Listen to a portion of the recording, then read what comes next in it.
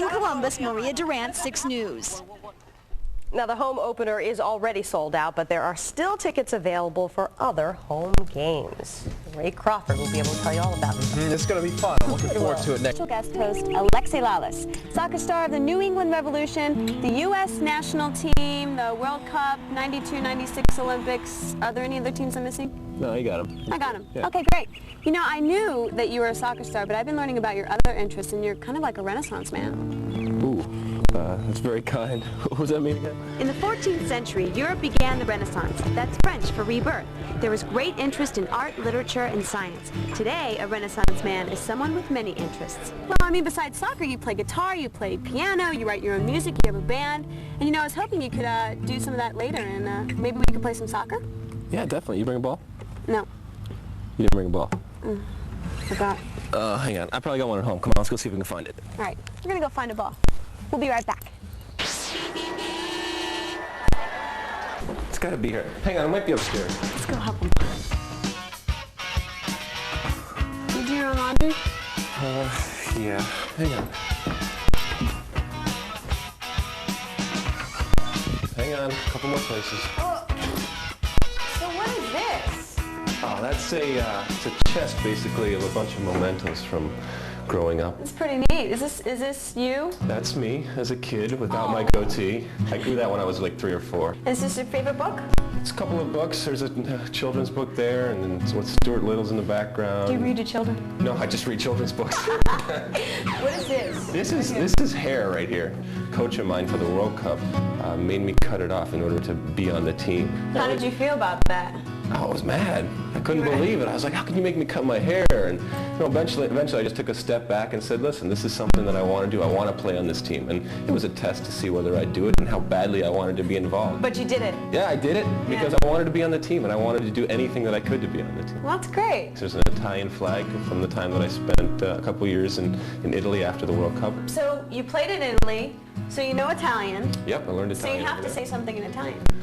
Dove è questo pallone? What does that mean? Where's the ball? I gotta find that ball. Alexi constantly works hard at his varied interests, whether it's learning a language, writing poetry, or practicing his music. I can play like the Let's Find the Ball blues. It's in his plans to make every minute count. Look what I found. She had it the whole time. Yep. You little puppy. Well, we got to take a break, but when we come back, we'll be at the soccer field with world-class soccer player Alexi Lalas. Want to throw to commercial? Yeah. We'll be right back with more of the Sports Illustrated for Kids show. Here you go. Outdoor. I don't want to break it. When did you start playing guitar? Oh man, when I was real young, my mom had like an acoustic guitar, and I went and stole it, and she taught me a couple chords. And how did you learn? I mean, did you? I basically taught myself, and played in bands all growing up. And if there was a guitarist there, I'd say, "Hey, teach me something," and take a couple minutes out. Yeah, and you write your own music, right? Yeah, I've been writing since I was a kid. And, what do you write about? Just different stuff? And everything. Soccer? Nah. I mean, well, in a sense, you do, because you write about what you know and what your life is. And my life obviously revolves a lot around soccer and traveling and seeing different things and experiencing different things. Alexi believes that the harder you work and the more you experience, the richer your life will be. He's even trying acting. Listen, Pierre, we Americans need a good night's sleep. How do you find all the time? You have to have the ability to do a lot of things, and you have to try a lot of different things. Obviously, I make a living playing soccer, but I would like to think that I'm able to do a lot of things, and I think that makes you not only a better soccer player, but a better person. Since we went all the way back to the house for that ball, yeah. So maybe you could like balance it on your head. All right, I'll see what I can do. Okay, see what you can do. Hopefully the questions aren't too hard. Ready? Yeah, I'm ready. Go for it. Here we go. Favorite sport other than soccer? Ice hockey. Favorite team? The Red Wings. Favorite player? Steve Eiserman. Favorite TV show? Welcome Back, Carter. Favorite actor? You. Favorite superhero? Aquaman. Favorite color? Purple. Favorite number? 22. And one more question. How many octagons on that ball? That's a trick question, because there's only pentagons on this ball. Oh. When we come back, we'll have more Alexi. We're in the Pittsburgh Steelers coach's box. A Renaissance man. What does that mean again? Alexi makes all these activities look easy, but that's because he puts a lot of hard work and practice into all of his interests and skills. All right, before we start jamming, I want to tell you that we had a great time today, but we didn't get to cover everything, so will you come back? Definitely. Definitely? Definitely. On that note, 1, 2, 3, see ya!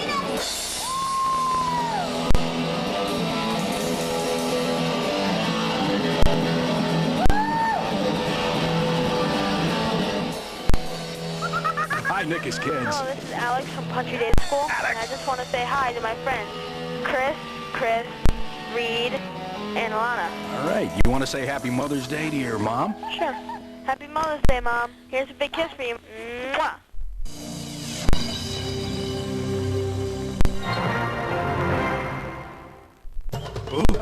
Unearthing an early contender for MVP in Costa Rica's Mauricio Wright in the process. Wright's speed, skill, and leadership have solidified San Jose into a contender. Plus, they boast the lethal Salvadoran strike force of Ronald Cerritos and Raul Diaz-Arce. When the season began for the crew, a new home loomed on the horizon, 7 games away. They hoped to survive. Instead, they've thrived, looking for their 5th win today.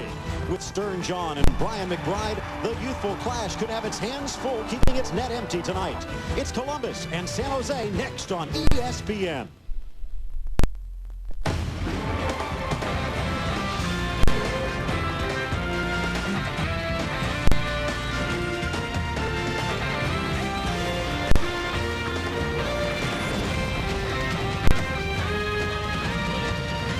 Welcome to San Jose, California. Spartan Stadium, where the homestanding clash hosting the Columbus Crew. Major League Soccer is on the air. A happy Mother's Day to everyone out there. I'm Phil Shane. Glad you could join us today. And some interesting storylines to follow. The Columbus Crew wrapping up a record 7-game road swing while they awaited for their brand new home stadium. Joining me today is Ty Keel. One of the other storylines to follow, the young San Jose Clash. They've won 5 games. Only the defending champion Chicago Fire have won as many. Well, there's a different attitude in this young San Jose team, and they've won 5 out of their last 6 games. But they're going to need even more scoring out of Ronald Cerritos. He scored their last 3 goals in regulation, some of them of the spectacular variety. This one straight out of the air into the top of the net. And then last week against Dallas, the tying goal. This game, San Jose would go on to win in a shootout. In goal, there's a big change for the San Jose Clash. Also, a 24-year-old Joe Cannon. He's been spectacular backing up the San Jose defense. A big change over David Kramer. One interested observer today, Stern John out of the starting lineup thanks to national team duty. Missed practice this past week. Stern John on the bench. That puts a lot more responsibility on the shoulders of Brian McBride, the U.S. national team target player, and also the man that they go to for the Columbus Crew. He talked about how the season's been going so far this year. Well, I think we're battling more. Last year, road games, we tended to lose the tight ones. Now we're sticking it out. We're pulling late goals and winning shootouts, and it makes a big difference. Brian McBride looking to hit the scoring column today, as is Raul Diaz-Arce, the 2nd leading scorer in MLS history, yet to get on track in '99.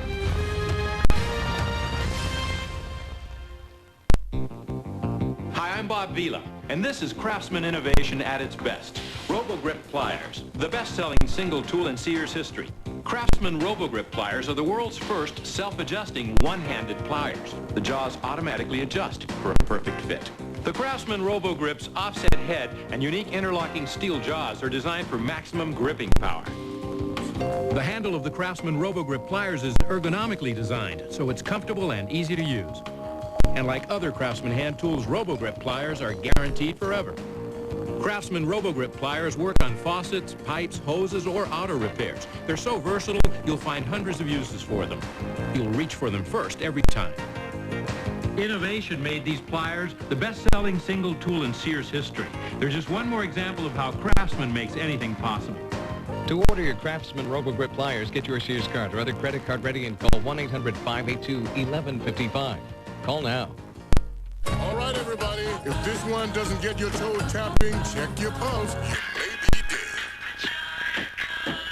Here it is, coming to you in living cola.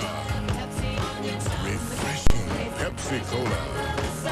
From the wonderful folks who put the R in cola. I'll be signing off now, because it's my bedtime. I'll catch you on the flip side. Bingo. I like this job.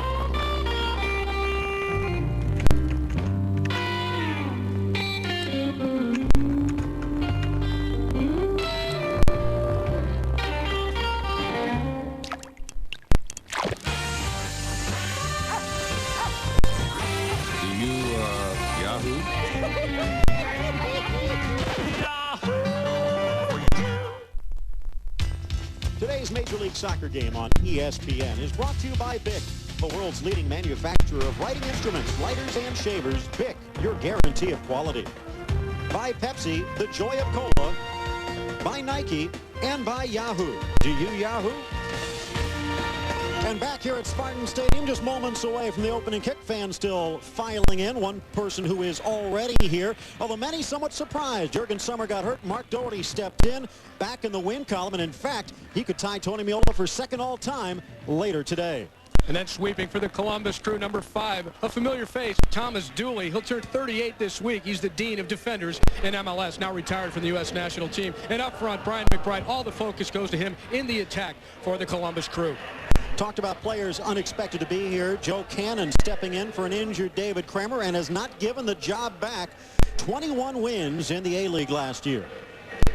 And the Clash have the right stuff. Mauricio Wright playing at sweeper in the defense. He's made a huge difference in this team. He could be one of the best all-around players in the league. And Eddie Lewis, we've seen what he could do on the left side for the U.S. national team, wearing number 21 on the left flank for the Clash. Tom Fitzgerald has helped guide the Columbus Crew towards the top in the Eastern Conference. They will be there if they get a win today. One of the youngest coaches in MLS, Brian Quinn, on the other side on the hot seat, but 5 wins have definitely turned the temperature down.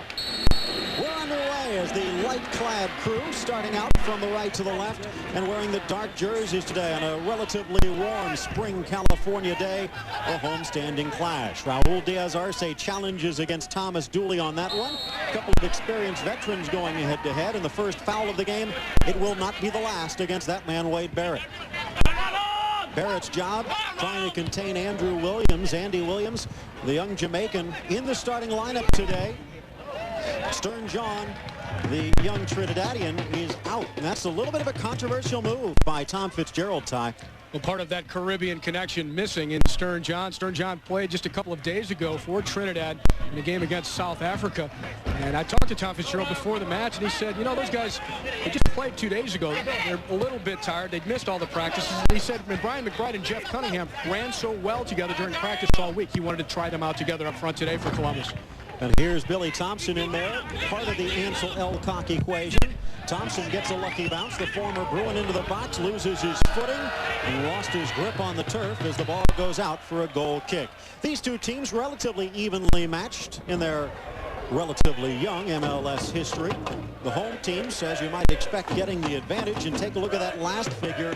That's very much in evidence in the 1999 campaign for the Clash. 5 wins, all 5 in the shootout. And that's why we talked about the Chicago Fire having 5 wins. They're at the top of the West. The San Jose Clash, even if they win today in a shootout, 6 wins, only MLS team to get 6 wins, Ty, they would still be in 5th place, and that is out of a playoff spot. Well, that's the whole point of the point system, and that is you have to win in regulation if you really want to make a move in the standings. A regulation victory gives you 3 points. A victory, if it's a shootout, just the 1 point. Long ball up front for McBride and Mauricio Wright heading it back. Dario Gross giving a challenge in the starting lineup again today. He was one of the big acquisitions in the offseason, but Jeff Beijer, playing so well early on, would not surrender his spot. But a controversial yellow card knocking Beijer to the sidelines. Chip into space by Williams. And Mulrooney, the first-round pick, getting there first for San Jose. Well, you mentioned that controversy with Jeff Beijer getting his 3rd yellow card in 3 games, where he was accused and paid the price for supposedly having taken a dive, and he did not dive. Thompson sending it in for the former Fusion and Rapid midfielder Matt Camasco. The shot from Williams. He had it teed up, splits the uprights, but does not get it underneath the crossbar. Andy Williams not really known as a scorer. He is one of the more creative midfield playmaker type players in this league. He was given a lot of space here, and it was the correct decision. When you've got that kind of space, you should, in fact, maybe take another touch, get closer to the target before striking the shot. Andy Williams has a lot of flair. I saw him in the pregame warm-up here put a move on Thomas Dooley that I think Dooley's still trying to figure out. Cannon clears it across midfield. Diaz-Arce challenges against Todd Yeagley. Bros into space. Mazanoff takes a tumble and a foul against the Clash. Talked about Beijer getting yellow carded for the dive. It was not a red card, but basically that yellow card was enough to put him over the card points and forced him to sit out a game. There was even some talk, as you take a look at Columbus's performance, and a very good one on the road so far, even some talk about rescinding the card. As a long shot over Dougherty from midfield, out for a goal kick, but he did not miss by much. What great foresight by Ronald Cerritos. It makes a quick steal. He knows keepers come off their line a lot when the ball's out at midfield, and he actually had Mark Dougherty beaten on that one. The ball swerved just wide at the last moment. But Cerritos, not only a skillful and quick player around the goal, but a highly intelligent player with tremendous vision, which he exhibited there. And it wasn't just getting the ball in the air. You saw 63 miles per hour. He wrapped it in there, a la Echeverry, who is known to have a go from midfield. Tomasco tripped up, no foul called. Richard Grady, the man in the middle today. A smashing kit today for the officials. Grady also joined by Alberto Echeverry and Ali Mohamed down the sidelines. And referees have been in the spotlight over this past week or so, and Grady probably hoping no one even remembers his name when this game is over. That controversy stemming from the rematch of last year's championship, the MLS Cup final between Chicago and D.C. And at D.C., 3 players ejected in that game and 10 yellow cards issued. Many people thought the official who was here on the exchange program from Scotland overdid things. Giving chase Cunningham, but Cannon will get there. Was it 3 red cards, 11 yellows, one of those a second yellow. And McDougall rounding out his MLS stint in less than good circumstances. Mulrooney. Herod. Cerritos touching it back and forced to chase.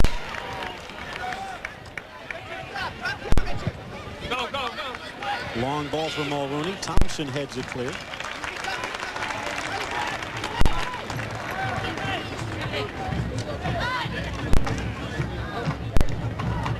Conrad playing some defense in place of John Doyle.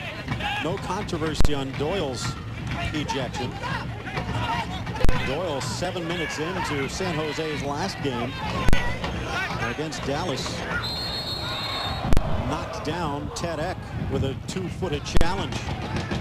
That probably makes San Jose's performance in their victory, shootout or otherwise, even more impressive. The fact they were able to do it 83 minutes, a man down.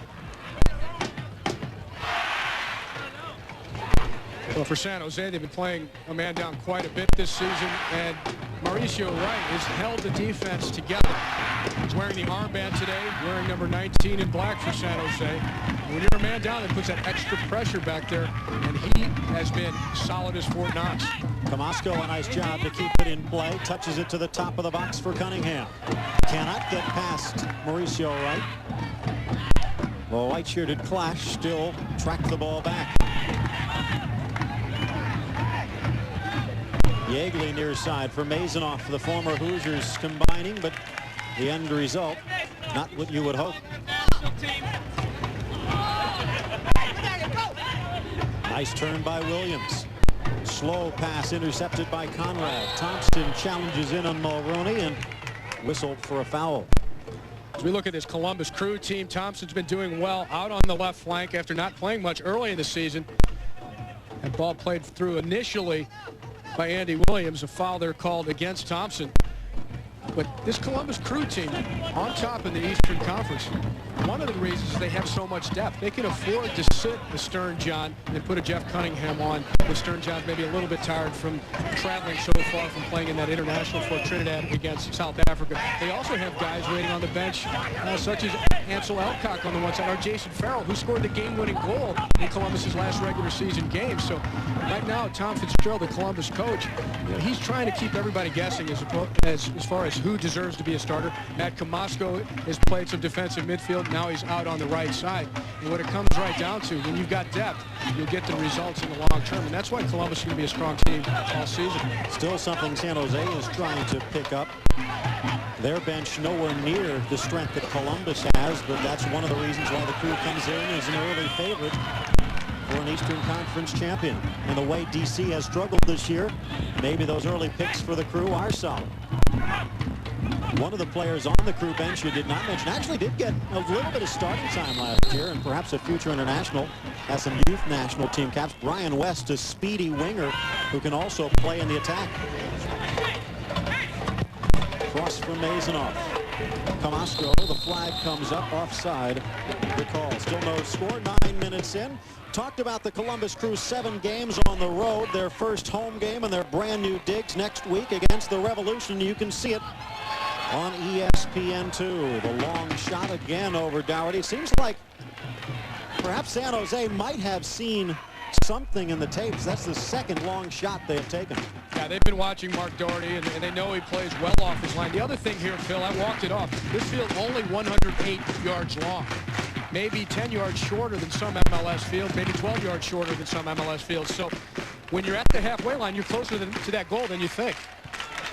Pushed into space for Diaz Arce. Dooley and the Salvadoran star get there at the same point, but out for a San Jose throw. Dooley wearing the red shoes. Come on, guys. Long strides, long hooking slide tackles, which saves him at times. He's not the quickest on the turn as a near 38-year-old. Diaz Arce touching it back. Cloutier. Cannon caught that one dead on the laces, and it whistles past the near post. Cloutier really gets a hold of this one. Not much preparation, too. I'm amazed he got that much power on it. He looked like he was off balance when he struck it. Of course, all of his indoor experience coming to the fore there. You normally don't get too much time indoors to tee up a shot. Didn't need much on that one. And he's finally, it seems like this year, Ty, finally starting to live up to some of the potential that people thought he had back in '96. Started his career with the Metro Stars, although much of it was on the bench and in street clothes. Cloutier grew up in Wichita, Kansas, and he's really the result of major indoor soccer league action there. The Wichita Wings, a team I played against many times. His parents ran the indoor soccer facility in Wichita. That's where he got all his quick ball skills. Touched into space for Jamie Clark, who's pushing into the attack. A little bit of a pedigree there for Clark, father former Scottish international. Nice tackle by Wade Barrett. And on the return effort, Andy Williams takes a seat, grabbing his knee. Play on, and Columbus lets a chance on the break go astray. Well, you talked about it before, Phil. Wade Barrett's assignment really to close down the opposition's playmaker, not make him have the opportunity to really spread the ball around and open up play. Rolls a nice pass onside. Diaz Arce outside of the boot on the volley, and Cloutier sends it over the bar, but a pretty bit of work starting with Brose's through pass, and Cloutier with his second chance. And Brose playing as the second forward to Diaz Arce. Diaz Arce, good vision here to pick out someone all the way at the top of the box, which is Braden Cloutier. Cloutier again has the power and velocity on the ball, but he doesn't have the accuracy, and he had more time to set that one up. Brose in there.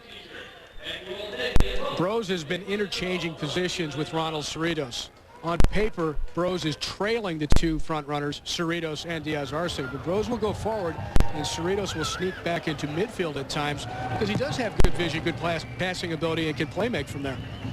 Diaz Arce can't catch up to this one. Brose, a Brooklyn native, spent much of the last 7 years in Europe patrolling around the second and third divisions, Germany and France, but he slides in here, and the former NC Stater showing a little bit of the skill and hustle, everything except that last pass. I think he cursed him. That the San Jose Clash was hoping for. In fact, somewhat ironic, it was a couple of years ago that the Columbus Crew were trying to get him. They just weren't able to work out the paperwork, in San Jose, the beneficiaries. Near side, Cunningham on the run, leaves Clark in his wake. Cunningham to the end line, passed right, and a slide finally clears it away. He turned the corner on Mauricio Wright, and Richard Mulrooney saved a chance on goal. Big defensive play there by Richard Mulrooney. Great turn of speed by Jeff Cunningham to beat two San Jose Clash defenders to get to that end line. Thomas Dooley sneaks into the attack for the Crew on the corner. Looking for Dooley. Cannon tries to punch it and misses. Finally comes out for a goal kick. Jeff Cunningham using his blazing speed down the left side. He'd already beaten Jamie Clark, and he makes easy work of a guy we've talked very highly about, Mauricio Wright there. And it was Mulrooney at the last second who got a foot in, or it would have been an easy goal out in front for Columbus.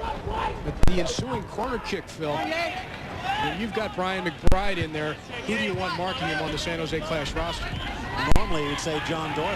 John Doyle not available today for the San Jose Clash. We got a red card in the early minutes of the last game for San Jose at Dallas. He's now serving his suspension. Diaz Arce stymied by Mike Lapper on that one.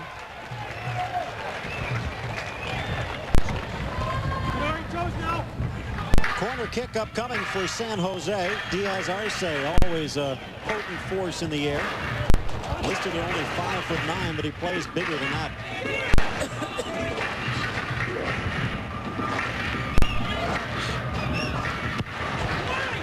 Flip to the back post. And a sprawling Mike Clark sends it back to midfield. Better clearance than Clark saw a couple of weeks ago.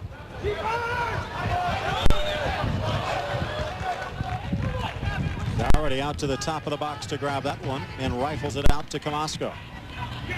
Camasco has been pushed out to the right side midfield, mostly for defensive purposes. They want him to try and stay with Eddie Lewis. Eddie Lewis has been so sharp the last few months, both in international play for the U.S. men's national team and also here for the San Jose Clash. So Camasco out there to really make life difficult for Eddie Lewis, but also because of his ability, and this is according to Tom Fitzgerald, the Columbus coach. He loves the fact that Camasco can put the ball on Brian McBride's head when he does come forward from that right midfield position. A lot of people forget as the ball whistles in towards McBride. Thompson looking to turn it in, and he's touched away for a corner. A lot of people forget Camasco in '97. A big reason Colorado made it to the Cup with those crosses. And with guys like Dooley, and specifically, as you mentioned, McBride, a lot of targets in the air for Columbus. Here they go again, looking for Dooley, getting ahead on it. Was Cloutier. Williams entry pass cleared away to Bros for San Jose, off the referee. Columbus on the break. Thompson saved, loose in the middle. The shot wide open for the goal, and Jeff Cunningham taking advantage. You can't save the man in black, but the referee making the Clash see red on that one. Beautiful, unselfish play, though, by Thomas Dooley. There's a little bit of a shove there. I think San Jose maybe wanted to call there. Then it hits the referee. For sure, there's nothing you can do about it. He's considered to be part of the field of play. Great hustle by Thompson. Look at Dooley. He could maybe score this, and he just easily rolls it over to Cunningham for Cunningham to put it away. And Cunningham should really make an extra effort to thank Thomas Dooley for that one, because Dooley easily could have scored it on his own. He knew that Cunningham would have an easier job of it, so he put it over to him. It's a lot of class by Thomas Dooley. Or something he's been known for the past 10 years, and actually just here in the U.S., that's the type of player he's been ever since he started playing. Well, a veteran of 2 World Cups for the United States, Thomas Dooley, and he's worn the armband for the USA. He's worn the armband for quite a few years here with the Columbus Crew, but there's been a change over here in Columbus. Brian McBride now taking on the captain's armband for Columbus. Rose's entry pass deflected. Talked about the controversy to start this one, Ty. Stern John on the bench. The man who stepped into the lineup, Jeff Cunningham. I think Tom Fitzgerald gets a little bit of credit for that move. Don't count San Jose out here. They are a young, battling team. Ryan Quinn really can't talk enough in the San Jose coach about how pleased he is with his young players. 4 rookies starting today. Wade Barrett's only a second-year player. Braden Cloutier has been in the league a few years, but he's a relatively young player also. And the volley, Mulrooney wide of the target. 27 minutes and change left to go here in the first half, and Mark Doherty walking over to get it. Benefactor of some injuries this year. Not to this man, Stern John, but he has been the benefactor of some Stern John goals. He's had some success against the Clash. Yet to really get on track since the opening game, though, this year. In fact, an understanding starting to build up between Brian McBride and Stern John, better than they had last year. They combined for a great goal that we saw out in Los Angeles about 4 weeks ago. And a foul is whistled, and some whistles coming down from the stands. But Stern John will come into this game at some point, perhaps in the second half, and at that point, the opposition defense might be a little tired. He'll take advantage of it. I think that's part of the plan for Columbus. Clark into the area from McBride. Cannon just grabs it in front of the big crew forward. Rose touching it back. Mulrooney. Clark. An errant clearance, but Lapper cleans it up. Yeagley, a nice move against Barrett. Nice ball to Cunningham, one-on-one against Mauricio Wright, and the youngster panics. Tried to get the early entry pass when he was one-on-one with the sweeper. It is tougher for San Jose without both Jeff Beijer. We talked about that controversy. Also without John Doyle. Mauricio Wright having that much more to do at the back. Mason to the middle. Wright gets it clear. Here's Diaz-Arce. This is a pretty good possession play. Both teams have linked passes together on several occasions, 3 and 4 passes at a time. And sometimes you're not used to seeing that here in San Jose, especially when the field was narrower than it is now. They spent $3 million to widen the field. What you see is a little bit better quality of play because of it. Or somewhat controversially, only widening it 3 yards, but that does make a difference. Well, they said they widened it out to 70, but if you mark it off here, it's just barely over 68. Throw one upcoming. Diaz-Arce and Cerritos looking to put some forechecking pressure in. Conrad. Yeagley clears to the far side. Talked about the presence of mind and solid play on the roster of the Columbus Crew as offside is called. A new outlook for the San Jose Clash. A lot of the old players are gone. Brian Quinn had a chance to clean the roster. One of the players getting the benefit, that man, Wade Barrett, who says things are looking bright for San Jose. There's kind of a feeling of energy and excitement that nobody's been lacking in the last couple of years. So I think that's the big difference. Big difference there is Diaz-Arce teaming up with his countrymen. Yeah, and almost finding the near post. There's some energy and excitement right there, is racing to that near post and nearly connecting. Come on, was Cerritos, and he earns a corner kick. Some tight defending saved the day for Columbus in the end. Man on the inside of the near and far post around Dooley. Lots of black jerseys in the box. Diaz-Arce should have done better than that one. Diaz-Arce had a clear header. He's looking slightly into the sun. Here's the goal in this game for Columbus. A big save there by Cannon off of Thompson. Dooley has the rebound and just plays games with Joe Cannon. Fakes the shot, takes Cannon completely out of the play, and dishes off to Jeff Cunningham. And Cunningham did a nice job, but the table was set, wasn't it? The table was set. All he had to do was pull out the fork and knife. And you do have to give Cunningham some credit, though, for finishing it cleanly, because it's one of those situations with an almost wide open net in front of you. A lot of players, and we saw a couple yesterday from some experienced players, a lot of players might panic. Colorado almost had one goal. We saw that twice yesterday, right, for another MLS action. Guys that almost had too much time to think about their shot and managed to mess it up. Yeagley, the benefactor of an errant pass. Give and go with McBride, who is running up the middle. Moscow's been making some excellent runs down that right side. This is the first time they've really used it. Perhaps could have used an extra yard, could the Crew.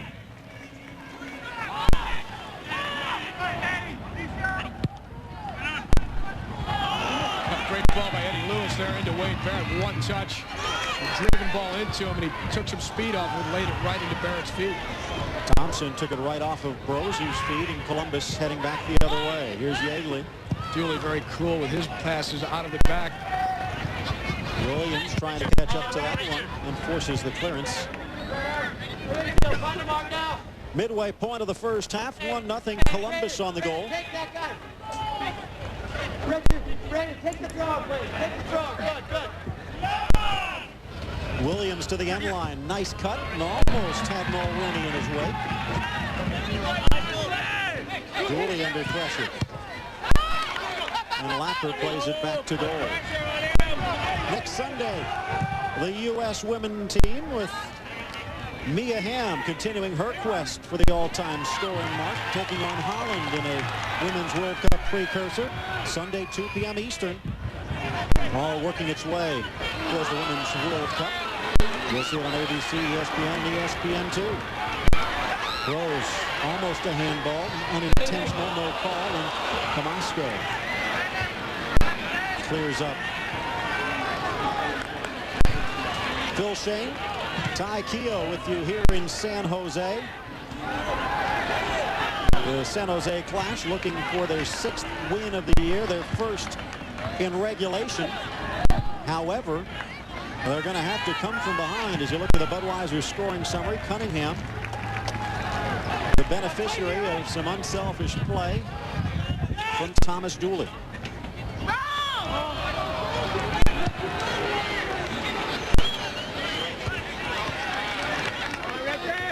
Near side, Mulrooney almost slides into the dugout.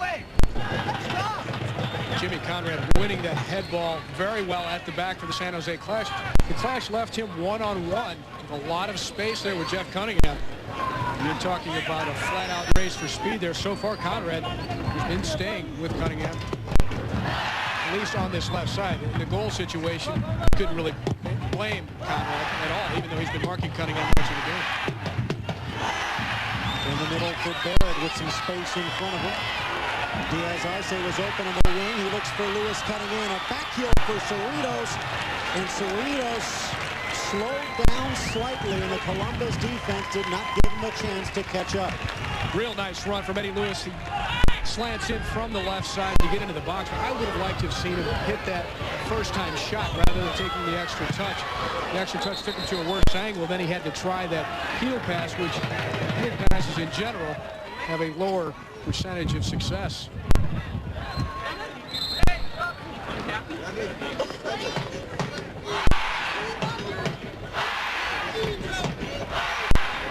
Throw in for Columbus. Clock stopped. Ansel Elcock getting off the bench, and it looks like Thomas Dooley is going to lead the game. Well, he went down about a minute ago, and he held his calf a little bit. He's had problems with calf muscle tears or calf muscle pulls the last few years. But the way he kind of shook it off, it looked like he was maybe only took a knock as opposed to having strained it. But we'll try and get a report from down on the bench. My guess is he may have strained his left calf muscle because he was reaching down to that part of his leg. Elcock, again, Mr. Versatility, stepping into the middle of the defense as he gets his first touch. Normally an outside back to an outside midfielder, but he has played a few games at sweeper, and it looks like that's what Tom Fitzgerald is going to do today. Elcock has nowhere near the experience back there that Thomas Dooley does, but he does have the youthful quickness and speed. From having played as a wide defender, many times you are the de facto sweeper when you're on the weak side. Balls get played over the top from the opposite side. You have to go in and cover behind. So he probably has a good read on balls through the defense. Here's Lewis again, slicing into the middle. Cerritos with Mulrooney. Mulrooney to the middle, and a sliding Lewis could not direct it towards goal, but it will be a corner kick. I like this, though, Phil. Eddie Lewis taking more and more responsibility with the San Jose Clash team. Not solely being a left flank player getting crosses in, but also getting himself into the box in the scoring position. Well, that's something, talked to Eddie Lewis yesterday, something Bruce Arena actually put in writing and said, this is what you have to work on. Take on the defenders, and he's doing it today. Back post. No one there to be able to grab it before Doherty. Chances here for San Jose, and they've had a few just in the last couple of minutes. Little ball there by Cerritos. Maroney into Eddie Lewis. And again, good marking there. Elcock staying right there with Lewis step for step.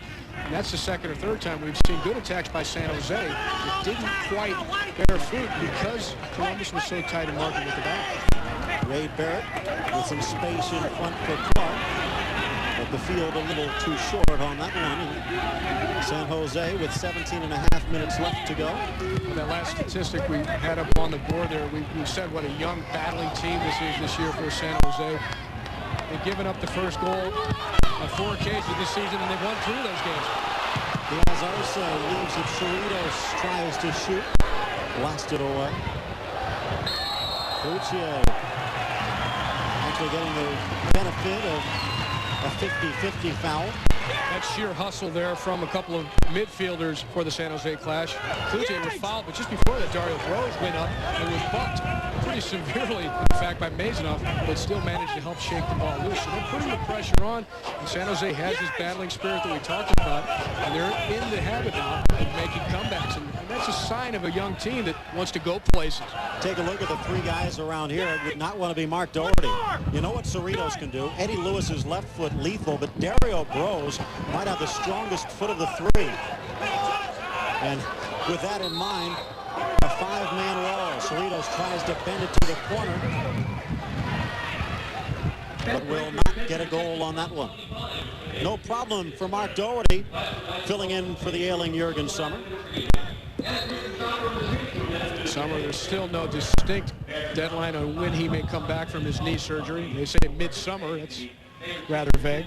Saw Dodd, and he's still out. Matt Jordan will go again for Dallas yesterday as Thomas Dooley kicked in the ankle, knocking him out for the rest of this game. Columbus fans hoping that he will be ready for the next game. Maybe he's saving himself for the Championship of Heroes in Trinidad in June. The over 35 FIFA sanctioned World Cup, if you will, taking place in mid-June. You're killing yourself trying to get ready, literally. Limping so much. Well, I tell you what, I hope Dooley is fit, because he's going to have to chase people to get past me. Roy Wagerly, familiar face to MLS fans, the player coach. Here's a change for Diaz Arce, looking for some help. Drops it back to Cloutier, who tees it up. Maisonneuve took the brunt of that one. Here's McBride for Columbus. Nice little dance around Dario Groves. Yeagley to Williams, wide open. Nice touch, looking for Thompson against Mulroney. That's real sweet stuff from the midfielder. Back post. Tomasco gives chase, still alive. Cannon off his line. Maisonneuve over Cannon. Net's open for Thompson. Just getting a foot in at the last moment, which was Richard Mulroney. Joe Cannon looking a little more inexperienced on that particular play than he has for the most part, having done so well for the San Jose Clash after coming in because of an injury to goalkeeper David Kramer. But more or less at this point, Kramer is ready to play again. He does have some soreness in the shoulder. He may need surgery in the offseason, but Joe Cannon has played so well that they're still going with Cannon as long as he can continue to perform like he has the last few games. Rose for Cerritos. Barrett leaves it for Wright. Wearing the captain's armband again today in the absence of John Doyle. We don't want to build up Mauricio Wright too much, but he has the qualities of a potential defender of the year in MLS. And Lubos Kubik from the Chicago Fire, who won that award last season, probably is a little bit better on the ball. He has that tremendous left foot, real nice touch. And Mauricio Wright knows how to get forward, and he also has the wheels as only being 28 years old. He could cover a lot more ground than Kubik can to get forward into the attack. Conrad upfield for Diaz Arce. And Doherty with plenty of time. Mention the Women's World Cup and the U.S. game against Holland at Soldier Field. Plenty more women's soccer action coming your way this summer. ESPN, ESPN2, and ABC Sports bring you the best women's soccer players in the world from 16 countries fighting it out for the World Cup. Starting on June 19th. For more, log on to ESPN.com, part of Go Network, go.com. Brian McBride very frustrated there with Jamie Clark. Jamie Clark, a rookie defender, beat McBride. That last head ball was all over him. Offside, the call is Cunningham still on the ball. Play on, says the referee, and Cannon forced to make a spectacular save at the near post. Richard Grady finally gets the signal from the far sideline, and it will be offside. Would not have counted. Even though they kept playing, Grady either looked late over at the assistant with the flag on the far side, or the players didn't hear the whistle because everybody kept after it. Right from the start, Cunningham was in an offside position when the ball was played over the top. Clark got a little bit lucky on that one. Barrett holding on to possession. Cloutier to Lewis, touching it out of danger. Back to Cloutier, chipping it in for Lewis. Will it stay in play? Yes. Nice turn by Lewis to the middle for Diaz Arce. Headed away by Yeagley, and Groves cannot close the door. A throw in for San Jose deep. Lance Alcock cold off the bench, coming in for an injured Thomas Dooley. Makes a huge defensive play there. Crossed by Eddie Lewis. Diaz Arce right there to pounce on it, but Alcock had his head to it. Long throw straight into the hands of Doherty.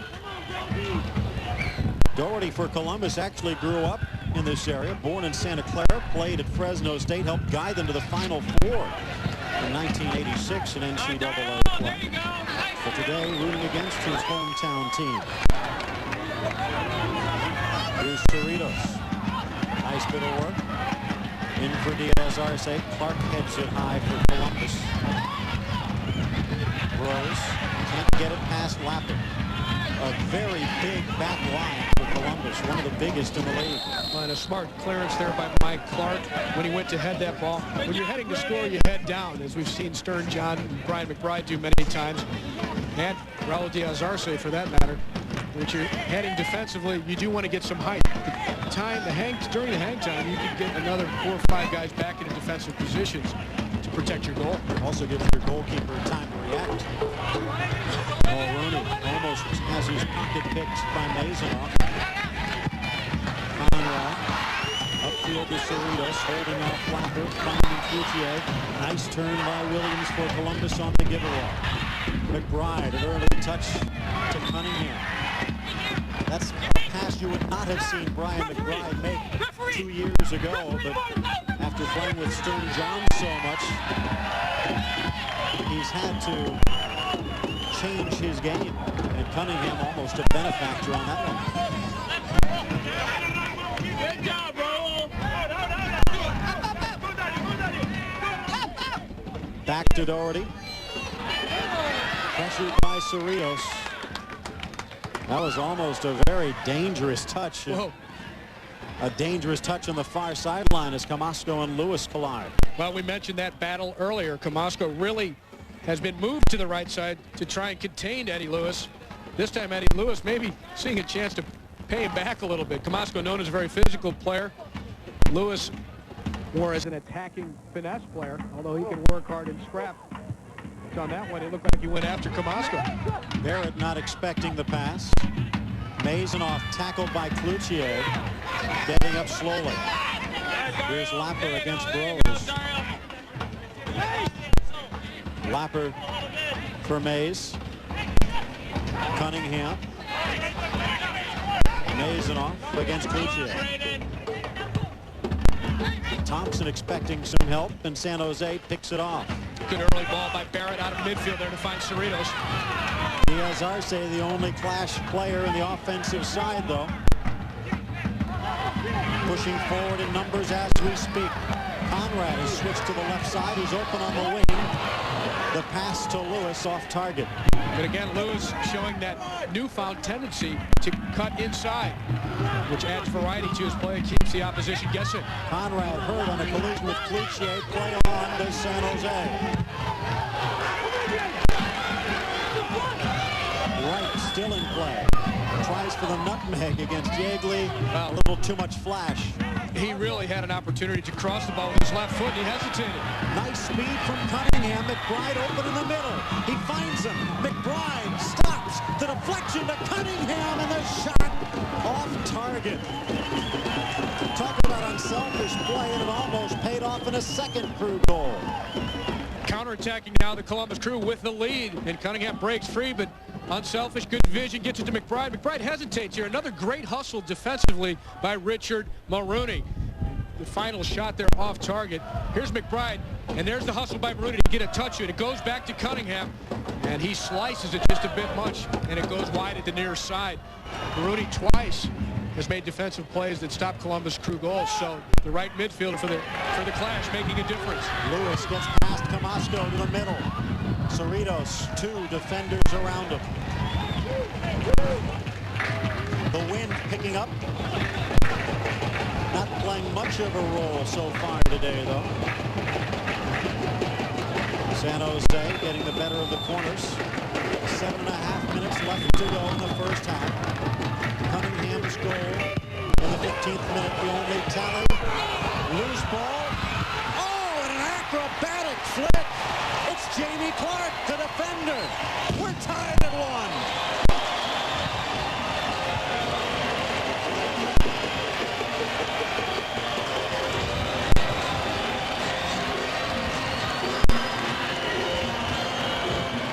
Well, it was a bit of a broken play, but it was a pretty finish by Jamie Clark, the defender, not really known for pretty plays, but mishit completely by Eddie Lewis, deflected a couple times, but leaving his feet and using the outside of his right foot like Cuauhtemoc Blanco of the Mexican national team. Jamie Clark puts the finish on it. Now he's in there because of his heading ability. That's why you bring a defender forward. But he showed some good instincts there to spin his body around and flick the ball into the open net, or at least the open part of the net with the outside of his right foot. You mentioned a broken play. It might have been so broken, Columbus might not even got a foot to it. They didn't expect Lewis to miss-hit it. Wright just tried to touch it. Wright might almost actually get a double assist on that unintentionally, but as you mentioned, Jamie Clark, calm, cool, and collected in front of the net. A pretty inventive for a defender to be able to come up with that particular move, that particular finish in a tight space there. Wonder if his dad ever scored one like that. Well, he had to be coming forward on a corner kick, but in the late going. They have given 2 assists on that, as Lewis and Wright with probably 2 of the uglier passes that they have made. Mauricio Wright may have been trying to get out of the way of it. Foul called, and some of the Crew faithful not happy with that one. Well, the Crew faithful, maybe it was a broken play. It wasn't the prettiest of goals. It was a great finish. But they like it just as much here at Spartan Stadium. This will be a free kick some 30, 35 yards away. Talked about the powerful legs that San Jose has. Left. Brian Mazanoff, Jimmy left. Probably the only one out there that could take this.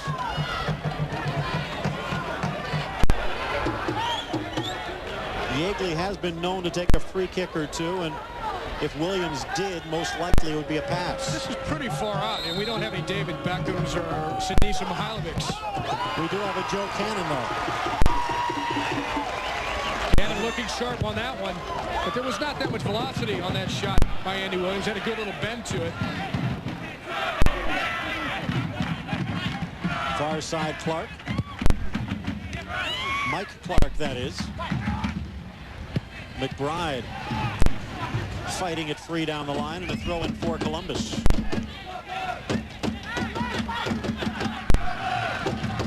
In the box, Cunningham. Nice turn, cleared away for a corner kick. Joe Cannon under some pressure now for San Jose in the goal. He's got the nickname here, the Loose Cannon. And I've known him way back since '93 when he won a national junior championship, the McGuire Cup, the under-19 level. Towards this spot, cleared away by Mulroney. Had a great game in that one. Oh, he had an unbelievable game. In fact, he says he still watches it for confidence from time to time when he's feeling down. And I can see why. Deflects off of Bros and upfield by Cloutier. Here comes San Jose with 4.5 left, as you saw coming up the half. We'll take you around Major League Soccer from the plethora of games yesterday. Some surprising results, to say the least. Here's Cerritos. Oh, nice pass, and Lewis in full flight. Diaz Arce trying to spin through. Lewis with Bros. Bros loses his balance, and here comes Columbus the other way. Could have been much better than that. Elcock into the attack. Wright forced to retreat. Cunningham. Mike Clark. Stolen away. Here's Mauricio Wright. Lewis keeps it in. Back to Wright, top of the box. Oh, pretty back heel. Taken down for the foul. He spun that one around like a top, and Ansel Elcock lucky not to get a card.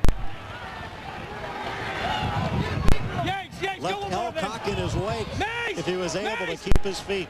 It's pretty good deception there for a defender to get forward. Mays on you! As you pointed out, Ty, not your ordinary defender, though. Yanks, quickly!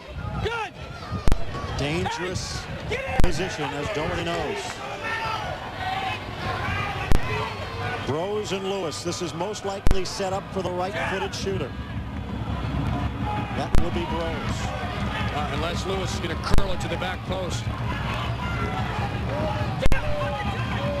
Five-man wall. Grady makes sure they're 10 yards away. Off the wall from Bros, and out for a corner with under 3 minutes to go. Dario Bros spent the last 7 years playing in professional leagues in both France and Germany. So they're hoping that that experience can be translated into playmaking success for the class here. Back to Mulrooney. Mulrooney with the shot off target. Interesting when they drew that one up on the board. If Rose meant that, that's one heck of a ball to send it like a laser about 50 yards to the opposite side. But I don't know what you gain from it. Rooney is set up for a shot, but he's about 40 yards from goal. Much more dangerous to me would be a ball driven into the box, where any sort of deflection could create a goal-scoring situation. Under 2 minutes to go.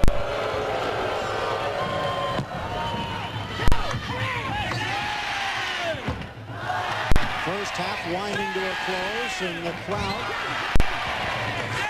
excited about what they're seeing on the field so far today. Eddie Lewis, one of the big reasons. Lewis cuts past one challenge. Lewis on his left, double team, knocked down, no call. Here comes Columbus. You like some confidence on the ball from Eddie Lewis, but he definitely overdid it there. McBride on the flank, switches field for Thompson. Not enough on that pass. Mulrooney, errant's touch, but the Clash wins it back. Here's Groves. McBride actually giving chase in defense with just over a minute left. He has Arce to the middle. Elcock into touch. Ansel Elcock covering well there, as Diaz Arce looking for his El Salvadoran compatriot, Ronald Cerritos. Cerritos off target, and Columbus will get it back.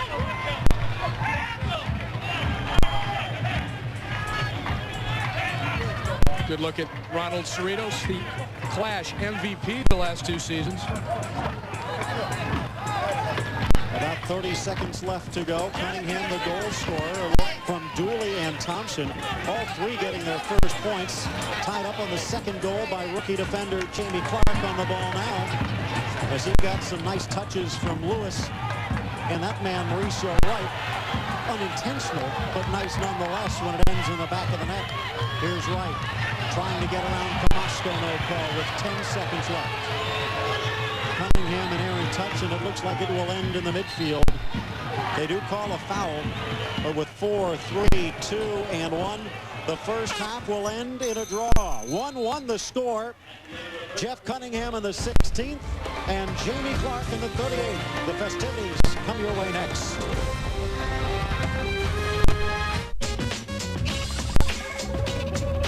Making friends for life, $0. Speaking your mind, $0. Believing in yourself, $0. Trying something new, $0. Being young, priceless. There are some things money can't buy. For everything else, there's MasterCard. Yeah, you can stay, but keep your hands to yourself.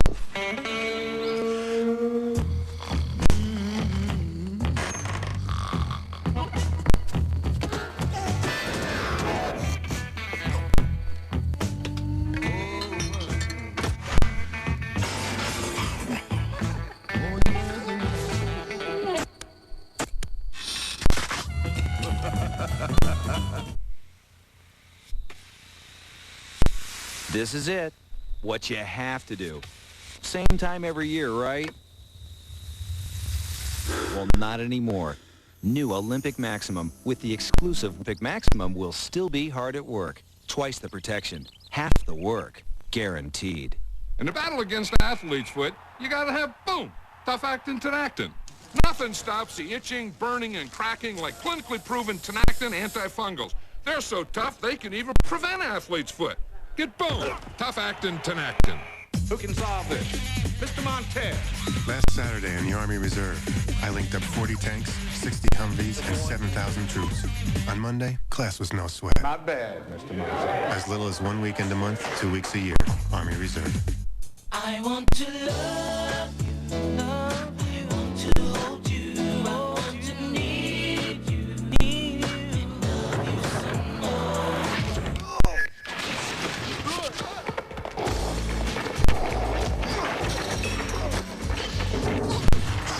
Skateboards, bikes, and blades. 3 Extremes got everything, from kick flips, grinds, and 720s to vicious punches and jams.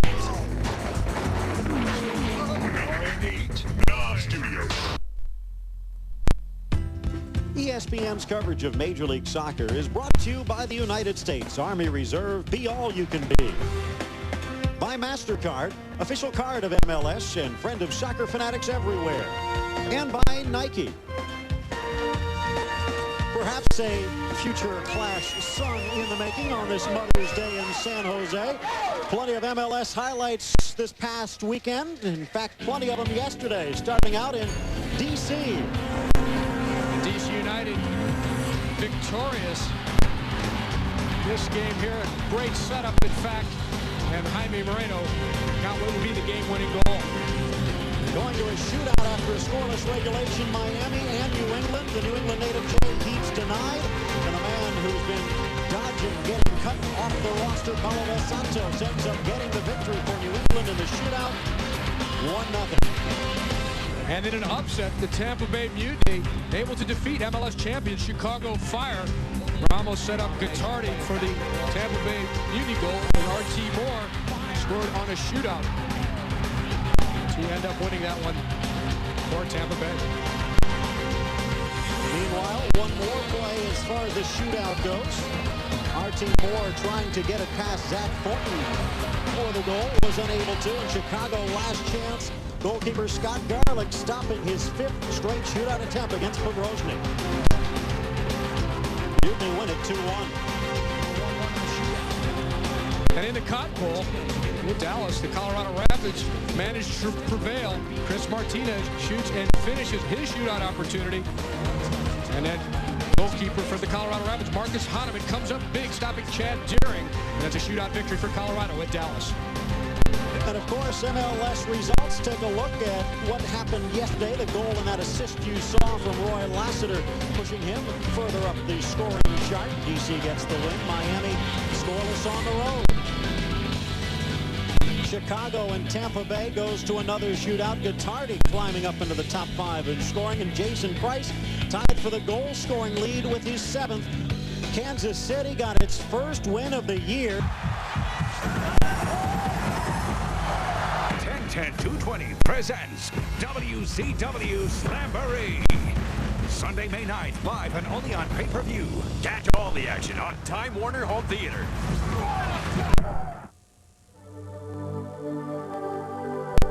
Take a tour of West Virginia and experience a state of mind so wonderful.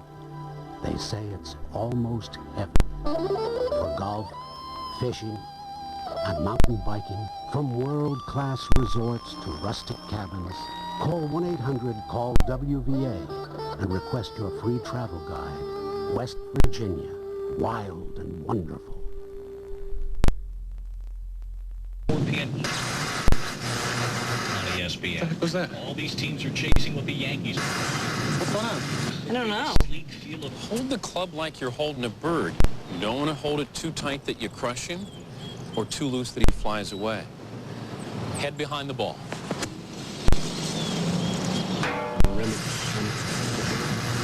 I'm getting so good at that. Head down.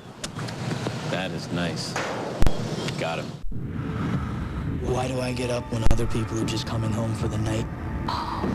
Because I want to live forever. Why do I keep going when my body screams stop? Because I want to live forever. Why do I deny myself all fatty foods and drink only the most expensive bottled water? Because... Gee, that was kind of ironic, wasn't it? So anyway... Drink Aquafina. Pure water, no attitude.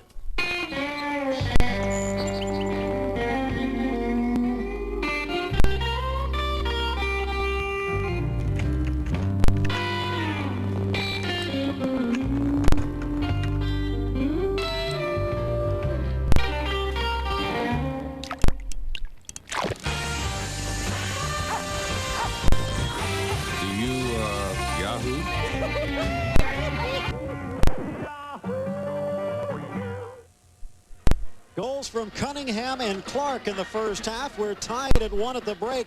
45 minutes more to go, and the road trip almost over for the Columbus Crew. 7 straight games, but it's all worth it when you take a look at what they'll be doing against the Revolution next Saturday. You can see it on the Deuce. Brian McBride basically cutting the ribbon on the Columbus Crew's brand new home, 11 Eastern on ESPN2. And talked about their brand new home. It's the first pro soccer stadium in the modern era, and it took less than 10 months to build the 22,500 seat Temple. Columbus actually had their first practice this past Thursday. Open house yesterday. More than 5,000 people there. It will be a sellout. Over 9,000 season tickets sold and more on sale as we speak. Columbus trying to go home on a winning note. Will they be able to? Highlights come your way next on ESPN. Okay, item 7. Who requested separating seats? We did. It falls under the personal space clause. I have no problem with that. Me neither. Good. Well, other than tray table custody, I think we may have ourselves a minivan. Not so fast, folks. I believe you know my client. Timmy? The all-new 7-passenger, something for everyone Honda Odyssey. It's one big happy minivan. Now a call from the road is like a call from the park, because now they're as affordable as calling from home. Introducing AT&T Personal Network. Your calling card calls, wireless calls, and long-distance calls from home are just 10 cents a minute. All for just $29.99 a month. You can even add internet access. Just call 1-800-4ATT now. AT&T Personal Network. Now, no matter how you call, it's like calling from home. Call 1-800-4ATT now. I want to love you, love you. I want to hold you, I want to need you, need you, and love you some more.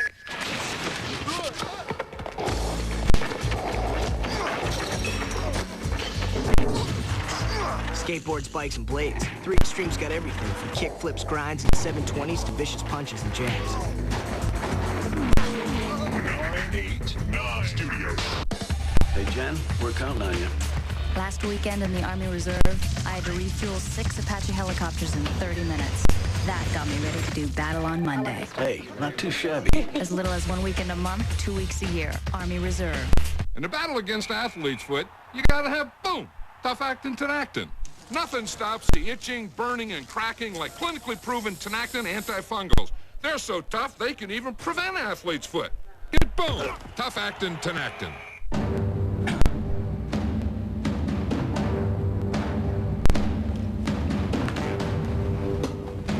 I'll raise you.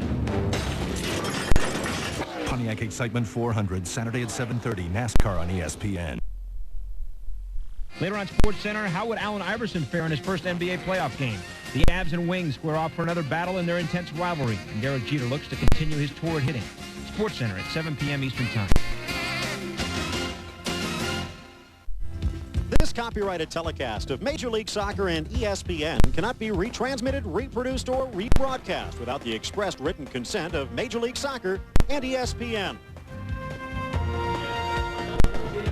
A young fan in attendance here today, seeing a pearl of a game. Phil Shane, Ty Keogh with you as we get set for a Mother's Day edition. Talked about a mother of a decision. Stern John not in the starting lineup. Tom Fitzgerald elected not to go with them after he missed the weekend practice. Puts in Jeff Cunningham. It pays off. But adds a glow to a coach's heart to bring a guy off the bench. He gets a goal for him. And the Columbus Crew looked dangerous early on. And here the controversy because it hit the referee, who is part of the field. There's no stoppage. Dooley here unselfishly puts the ball over to Cunningham. Billy Thompson took the initial shot. But then, hey, the San Jose Clash, a young team, they come fighting back. Eddie Lewis mishits the ball. Mauricio Wright gets his foot to it. But then Jamie Clark, a nifty finish as he spins around and flicks into the net with the outside of his right foot. Gotta feel sorry for Doherty, but take a look. San Jose's putting a ton of pressure on net. When we come back, the second half kickoff. 1-1 the score at the break. San Jose and Columbus on ESPN.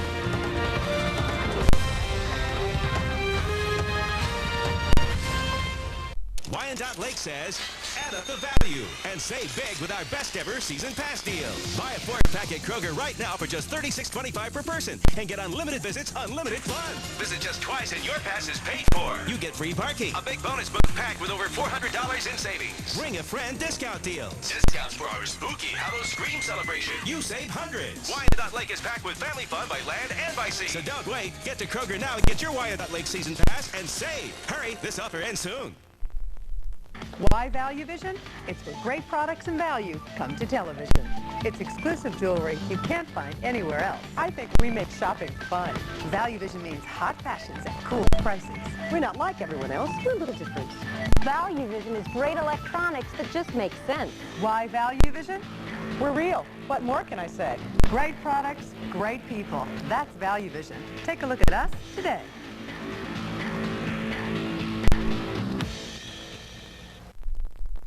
Fever. Some get delusional. Not me.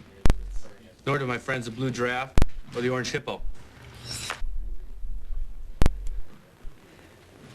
You guys want to go play in my sandbox? The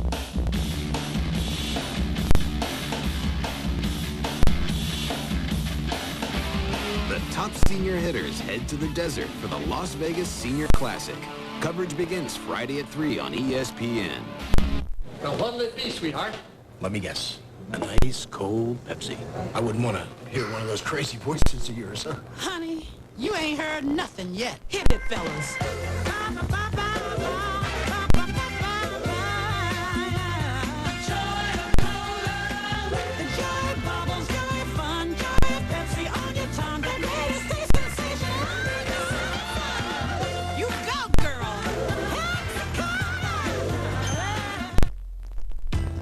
Major League Soccer on ESPN is brought to you by Brewery Fresh Budweiser, official beer of MLS. This Bud's for you. By Honda, official vehicle of Major League Soccer. By AT&T Personal Network. Communications is finally caught up with the way you live. And by All Sport, the official sports drink of Major League Soccer. Back here in San Jose, Ronald Cerritos looking to give the mothers something to cheer. In fact, first 8,000 mothers who came in today got flowers. Gave them raspberries perhaps a little bit earlier this week. It was a Soccer Mom 101 clinic. Head coach Brian Quinn, perhaps looking for a little bit of talent, Ty. As was Jorge Espinosa, the assistant coach. Getting an up-close and personal look, you might say. Wade Barrett is along with the rest of the class players. I hope Wade didn't kick any of those young ladies. Long ball from Cloutier, looking for Eddie Lewis. Trying to keep it in play down the flank, but it will be a throw-in for Columbus. 1-1 the score. They don't ask how, just if. And Jamie Clark's goal definitely falls into the if variety. Opportunistic, to say the least. Here's Wade Barrett. Taking a closer look at some of the stats, by the way. One player who stands out is Braden Cloutier. 3 shots on the game, also, as they say, getting stuck in. Involved in 4 fouls. He had a couple of laser beams from long range in the first 45 minutes. The sad fact, though, is the only one that was on target was blocked. And that is one of the problems. 12 shots, only 1 on target. It's the one that went in, though. Play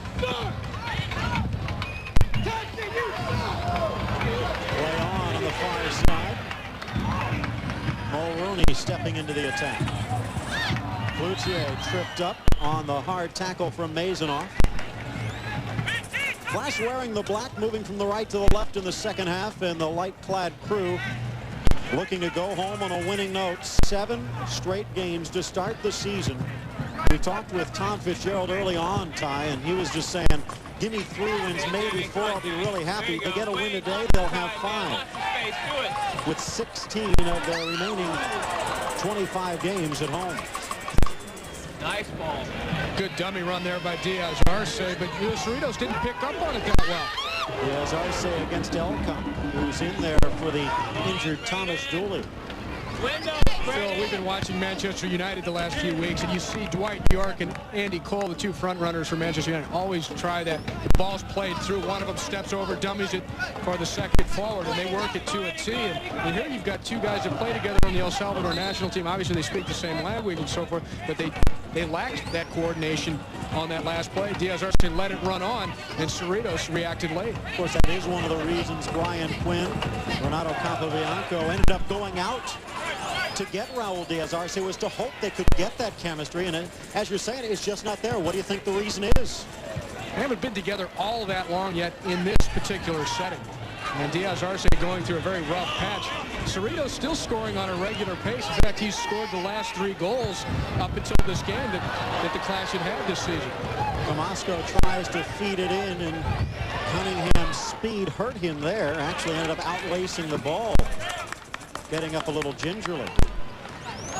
Phil Shane, Ty Keogh with you here in San Jose. The San Jose Clash looking to get a victory without a shootout, but for right now they just like to keep Columbus off the board. One big help not available as Cunningham struggles to keep it alive. That's John Doyle, who was ejected last week for a red card challenge on Ted Eck, a physical player in his own right, in San Jose's victory over Dallas. Nice work on the far side. Drawing a throw was Elcock. John Doyle on the sideline in street clothes joining us right now. And John, when you take a look at that challenge against Ted Eck on videotape, do you cringe, or what was going through your mind? Yeah, after you do it, I was asked right after the game, what, if you could do it again. If you had it all over to do again, would you do it? And obviously you wouldn't. You'd stay on your feet. Anytime you leave your feet, you give the referee an opportunity to take you out of the game. So I definitely wouldn't do it again. Well, in fact, it was a pretty gutsy call in that it was only about the 7th or 8th minute of play in which it occurred. Was that in the back of your mind at all, figuring that he may not go to the red that early? Yeah, I mean, the game's changing, and I think that, I've done pretty well to change with it. And, I just think I was a little excited, and as it came up, I thought 7 minutes in, no chance they're going to really give you a red card, and there you go, right out the bat. And first time I've ever been out of a game that early, I went to the locker room. I didn't know what to do, Well, speaking of excited, this is a more exciting bunch of players, I think, than you've had in San Jose the last couple of years. You've missed the playoffs the last 2 years. Is there a new attitude here?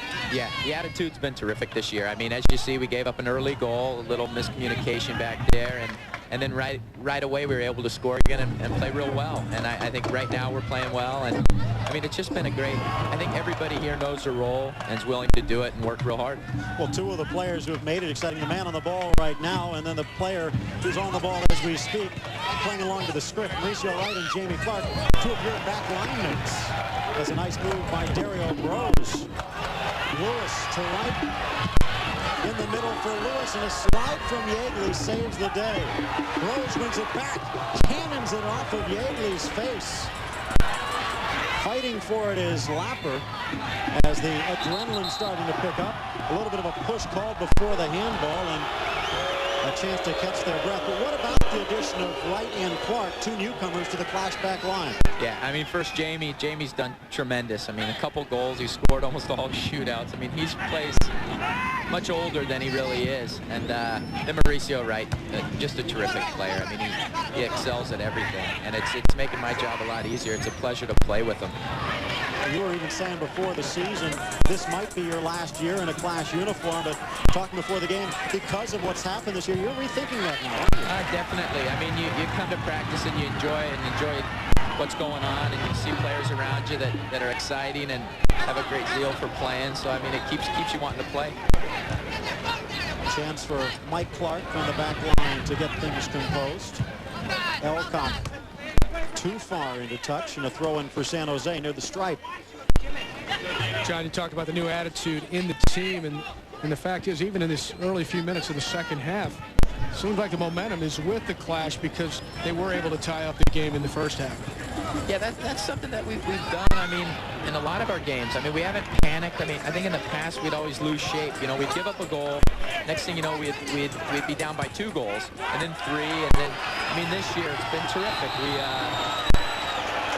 Yeah, there you go. Yellow card on Yeagley as Rose got inside of him. Yeah, I mean, you do that where you go down a goal, you lose your shape, and we've been terrific at that this year. We've kept our shape, and we've just been able to stay in games and get our opportunities. We know we're going to score with Diaz, Arce, and Robo. I mean, we have great opportunities. We always create the opportunities, and they'll finish them. JD, what about 4 rookies in the starting lineup? Does that put you in a position where you got to maybe teach these guys what it's like to be a pro? Exactly. I'm trying to show them. I told them, all along, don't dive into tackle, stay on your feet, and then I'm going to show them exactly what not to do. No, it's been fun. I mean, they have a great, they love playing. They're excited about playing in the MLS. They're not jaded by anything, so it's terrific. One thing that is shown as Barrett slides the ball into touch. One thing that's shown that Brian Quinn has been able to bring together in the San Jose Clash team, one name we have not mentioned all today, and we've already played about close to 60 minutes, is Eric Winalda.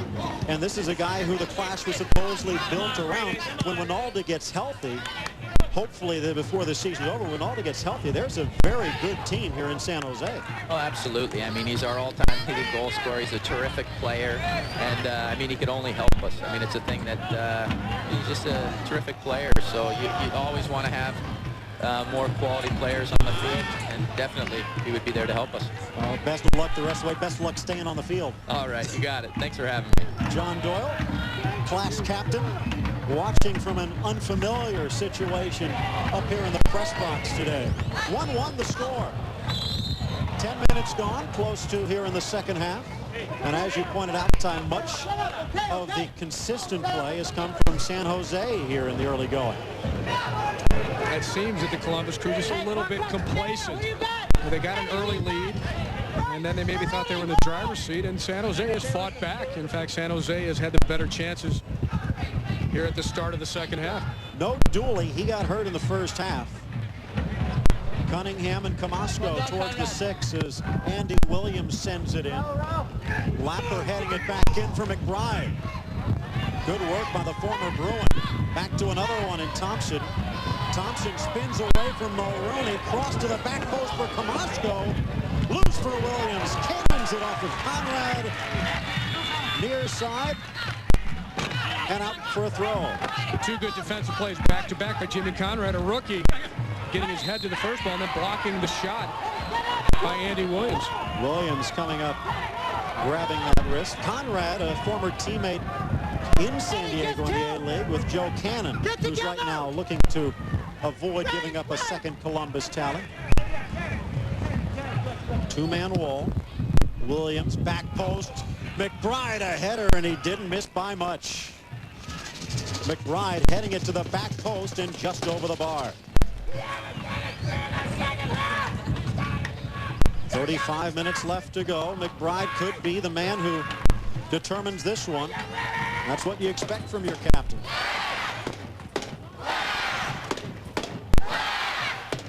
The drumbeat of Crazy George continuing in the background. He was here when you were playing.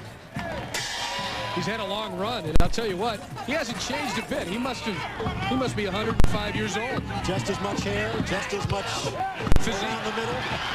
Loose in the middle, Diaz Arce as it skims in front of the goal line. Another close one there for the San Jose Clash. This is a team that believes it can win. Obviously, they come into this game with a 5-2 record. They would have liked to have won a few more of those games in regulation time to get the 3 points. You refer back to what you were talking about before with the Man U strike force. What Diaz Arce did there, what's happened with Man U is Dwight York or Andy Cole would have been there. This time another dangerous foul near the edge of the area. San Jose protesting right near the edge of the line. Maisonov claiming it's a yellow card offense, and he's right. This is something that MLS was supposed to try and speed up this weekend. Trying to get that wall back 10 yards as quick as possible. No delaying games. Well, the yellow card already issued for the challenge for the tackle to foul to Jimmy Conrad. To number 17 of the Clash, Maisonov, Yeagley, McBride, and Cunningham, who now leaves the Troika. McBride on the touch. Barrett surrendered the body. Chip into space by Maisonov, and he almost caught Cunningham. But look who's there to pick it off, Mauricio Wright.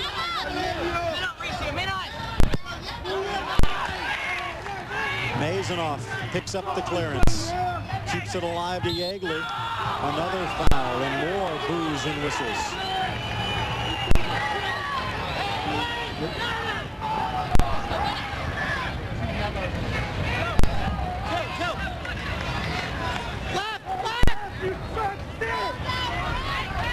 Williams with Lapper pushing into the middle. Almost found McBride, but Jamie Clark got there in time to play the D. The last two defensive plays by San Jose, that one by a rookie, Jamie Clark. The one just before, Wade Barrett blocking Mazonoff's shot off the free kick. A second-year player, Wade Barrett. He's like the old pro. Mays tries to win a corner. They're going to say it went off the Columbus midfielder. Jimmy Conrad pulled down Brian Mazonoff a moment ago to set up that free kick. He gets the arm, he holds him, and he drags him down just outside the box. And he was beaten and played the man. So that does, in fact, require a yellow card, a deliberate foul. And while they'll say he did get the ball first, he didn't get much onto it, and it basically would have gone straight to Mazonoff anyway. So a good play, at least from up here and on the tape, by Rich Grady as he pulls out the card. Well, we mentioned the officiating issue the last couple of weeks in MLS, and this is something I've thought for a long time, and I don't think there'd be too many people who disagree with me. When you look at officiating in MLS, the best official MLS has had, Essie Baharmas, they took him off the field and put him up in the front office to kind of direct the referees, but hey, we need him on the field. Maybe you could get him down in Trinidad for that old-timers World Cup.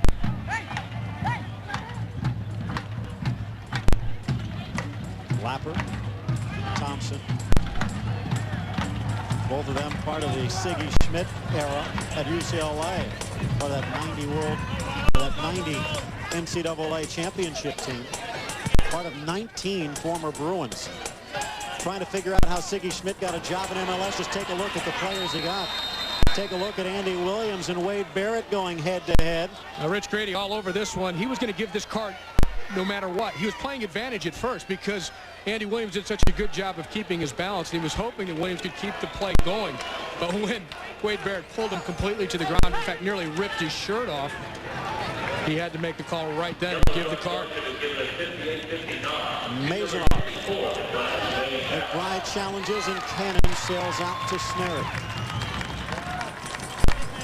Nearing the hour mark, 60th minute here in San Jose. Mauricio Wright again positions himself. Although they will look like call a foul against Columbus on that one. Wright, the sweeper in the opposing box. Here's Barrett, the left-footed challenge. And now forced to retreat. Williams, a nice bit of work to cut in front of his defender. Williams he's smooth as silk. Got tremendous balance, and he has strength on the ball. Now, Wade Barrett has been a real pest to him in this game. We've still seen flashes of Andy Williams' slicing passes into space onto the run of his teammates.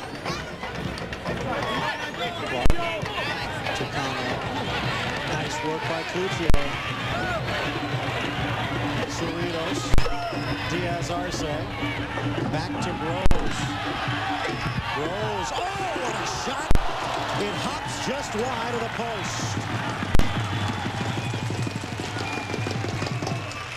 Dario Brose's shots have a tendency to dip and swerve, and he got plenty on this one, Lot. Look at this ball dipping, and it bounces just wide of the post. Maybe not even a foot wide, but a lot of space out there on the perimeter as the Columbus defense just kept collapsing back towards their own goal.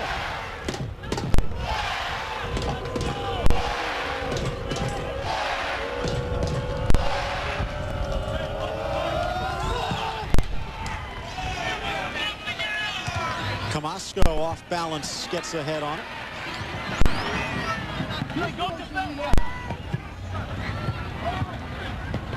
Cunningham on the attack for Columbus has not done much over the last several minutes. Let's see if they can free him here. Williams pass a little erratic. Let's go, Jamie. Let's go, Jamie. Here's Clark. Take it out of me. There you go. To Brose, to Lewis. Lewis inside, touching it to Cerritos. Cutting against the grain, but good composed defense from Columbus after a good buildup from the clash. You're right, Phil. Some good stuff here on the left side for San Jose. Quick passing, guys showing for him. Dario Brose and Cerritos looking sharp. Cerritos again.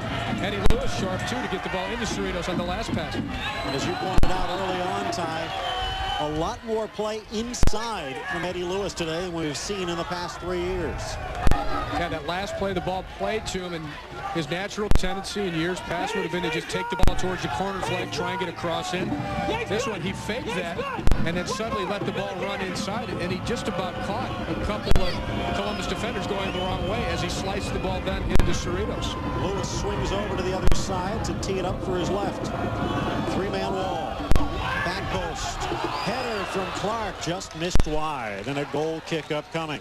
The U.S. women taking on Holland on the road to the Women's World Cup. Mia Hamm on the road toward becoming the all-time leading female scorer. Soldier Field in Chicago, the place.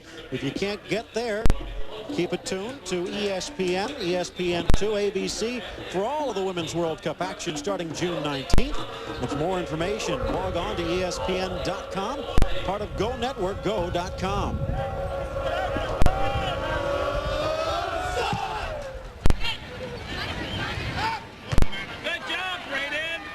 Headed back.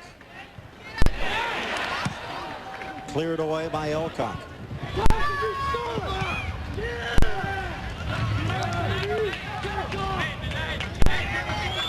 Earlier today in El Salvador, the U.S.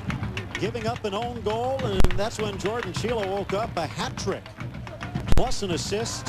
The second leg, the second game that will ever be played at Columbus's new stadium in just a couple of weeks. And that game on the road in the home-and-home series, it's aggregate goals, but basically it also, in case of a tiebreaker, away goals, and they're +5 right now. An impressive performance from the young Americans.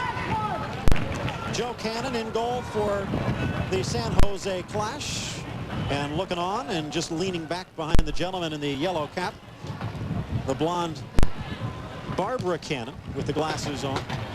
Typical soccer mom, as she pointed out, following Joe and his twin brother John all over the country in the youth soccer travails. Here's Eddie Lewis looking to give Joe Cannon a chance for a win. That's one of the first times we've seen Eddie Lewis go to the early cross in this game, and he was double teamed, so he was just trying to slice the ball between the two defenders. Pretty move by Bros. The shot from Cloutier almost deflects in. That might have been going in until it hit Cloutier's teammate Cerritos out in front. And did you see the back heel from Bros? He's starting to feel his oats. Here's Gagley. Take him, Billy. You can hear "Take him, Billy" coming from the crew bench. Switches to Camasco. Lewis back on defense. McBride gets ahead to it. He also looks like he might have taken a finger to the eye.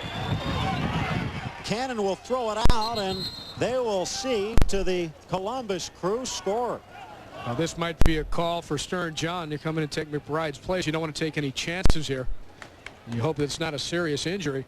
McBride going up in that challenge with Clark as John limbers up.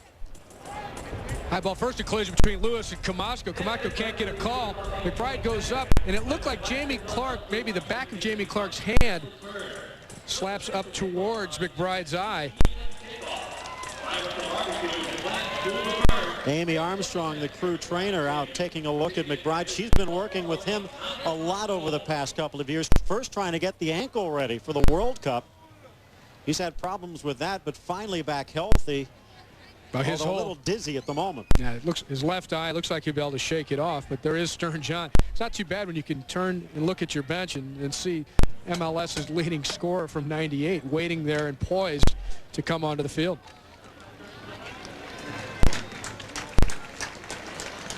The New England Revolution taking on the Columbus Crew Saturday at 11 Eastern time on ESPN2. First game ever at Columbus's new stadium. Walter Zenga, Joe Max Moore look to spoil the party again. Scheduled for 11 p.m. Eastern. For more, log on to ESPN.com, part of Go Network, go.com.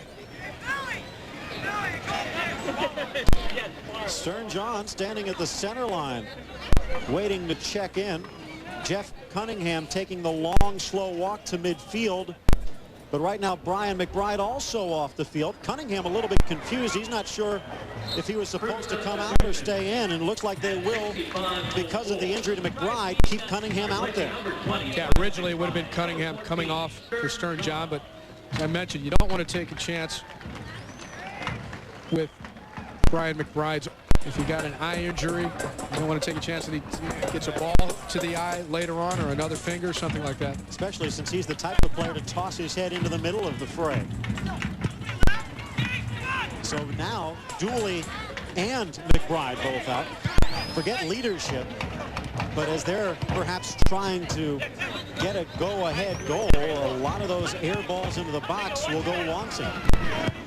Well, it maybe means San Jose misses John Doyle less on those high ball situations. Again, Dario Bros, a nice touch as San Jose looking to push into the attack. Lapper off balance, clears it out.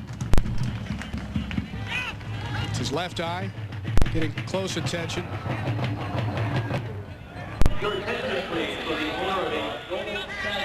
It looks okay from here, but I think it's still the smarter move to get him off the field. Especially, as you point out, with a lethal striker like Stern John in your arsenal. Here's a chance. Andy Williams looking for Cunningham. Well, we get to see a little of the chemistry, perhaps, that there has been between Stern John and Andy Williams. We just saw there, Stern John flicked the ball inside. Williams right there for it. Every time Mauricio Wright touches the ball, the San Jose crowd wakes up. Stern John's first touch, a little rust showing. John, however, not too rusty. I mean, he was not happy with getting pulled down the stretch in the Crew's last-minute win against Kansas City. Showed his pressure and presence in the game against South Africa with that goal. Well, I want to talk about a guy that we talked about. John Doyle not in the lineup for San Jose, serving a suspension, also serving a suspension, Jeff Beijer. And Beijer is one of the more creative players on the San Jose team. I wish we could watch him because it would be a good duel at midfield. Andy Williams and Brian Maisnoff for Columbus have a good playmaking ability and some creativity, and it would be good to have Beijer out there too. That could be a penalty. Play on, says Brady. A brilliant touch from Rose, and Mulrooney knocked off balance. Rose has come on fire over the last 5 minutes, and perhaps the Clash have a right to cry for a chance to go ahead on that one. Right to the near side, a deft touch to Clark. Well, Marooney's not that easy to knock down either, so he had to be shoved pretty good by Billy Thompson there. The ball by Bros into space. Marooney has definitely a step ahead of Thompson, and Thompson put his arm in on him.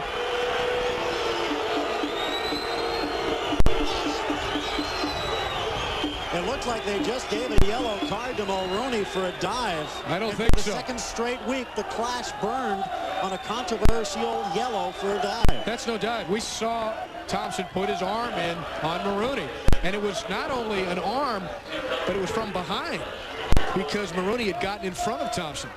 And the momentum basically took care of the rest. But again, remember, this is a team that's already without Jeff Beijer for a similar foul last week that was ruled a non-foul. Phil, if that was side-to-side contact, you could say, well, you know, he maybe made a meal of it. He tried to make it look worse than it was. But when you are bumped from behind, it does your momentum, like you said, causes you to tumble. There's no dive there. And most rookies don't have that part of the game. You'd be surprised. Whacking it upfield is Barrett. There's Diaz Arce, who is yet to get a shot from close range. Barrett. Diaz Arce. Second half has been a bugaboo for the Clash. Diaz Arce only one shot in the first half and none here in the second. But when you look at that stat where they've been giving up goals in the second half, it's always, that's one of two things, or maybe a combination. One, they're a very young team, and they might panic a little bit, lack of experience. The other thing is, are they not fit enough? If you're giving up goals in the later going of a game, maybe you're not in good enough shape. Cunningham dances around Stern John and tucks it in the corner. John was calling for the ball. Cunningham used him for the decoy and beats Cannon to the post for his second of the game.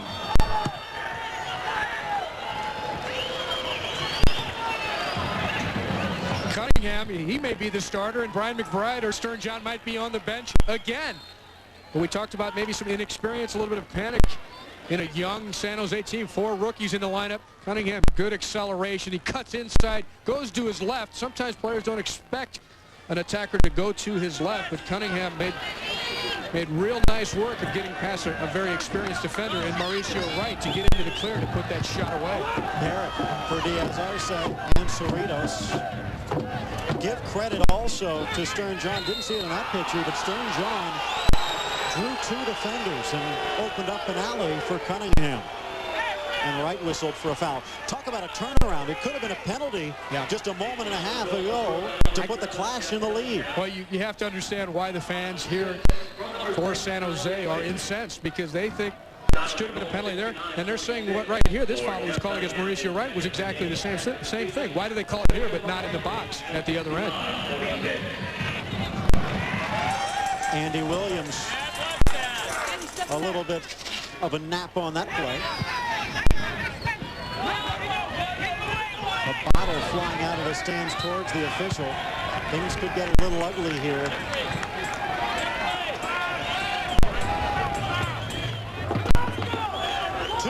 Columbus in the lead, controversially. But if things stand this way, 5 of the first 7 games, all on the road, will be victories for the Crew. Can the Clash tie it up here? Diaz-Arce can't get to it before Clark does. Out for a throw.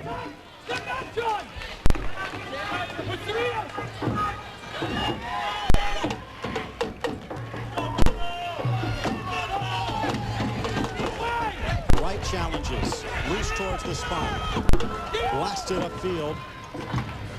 Cannon well out of his area. Clark under pressure. So Phil, Jeff Cunningham gets a surprise start really in this game, because Stern John may be a little fatigued, although he wanted to play, but Tom Fitzgerald choosing not to start him. Offside the call. Cannot play yourself back onside there. So Cunningham gets a goal in the first half. He gets a goal in the first half, and then in the second half, he was due to come off for Stern John. Instead, McBride injured his eye, and Cunningham stays in, and this is what he was able to do. He would have been on the bench if McBride had not been injured, and he hits a screamer down low. And you're right, Phil. Stern John dragged a few defenders over to the right side, opening up that central channel for Cunningham to exploit and then finish. Stern John, that's one of those ones where you're going, no, pass it, nice shot. Not if you're Stern John, you might say, you still give it to me. I'm the man. Here's Cloutier. Bros searching for Wright. Mulrooney was napping on that one and out for a goal kick. Jeff Cunningham, 8 goals and an assist, mainly in a super sub role last year. Comes in as the substitute, you might say substitute starter, and gets 2 on the day. His first 2 of the season. You say, look at those stats. Might not seem like much, but consider 2 of the former USF Bulls, he had a better record than Roy Wagerly and Mark Chung. And Cunningham bested both of them in the scoring race. Well, he's playing with a great deal of confidence here, and we talked about the depth that Columbus has. I mean, this guy really is normally a sub for either Brian McBride or Stern John. He got a chance to start here. He got to play longer because of McBride's injury, and he took both those goals very well. Although, remember, you almost have to give all the credit for Cunningham's first goal to Thomas Dooley. Nice touch by San Jose. Ansel Elcock blasts it high in the air. Some pretty movement from the Clash, but they cannot get a shot. Williams can't control, and San Jose gets the throw. Right all the way in the other box, posting up the defense.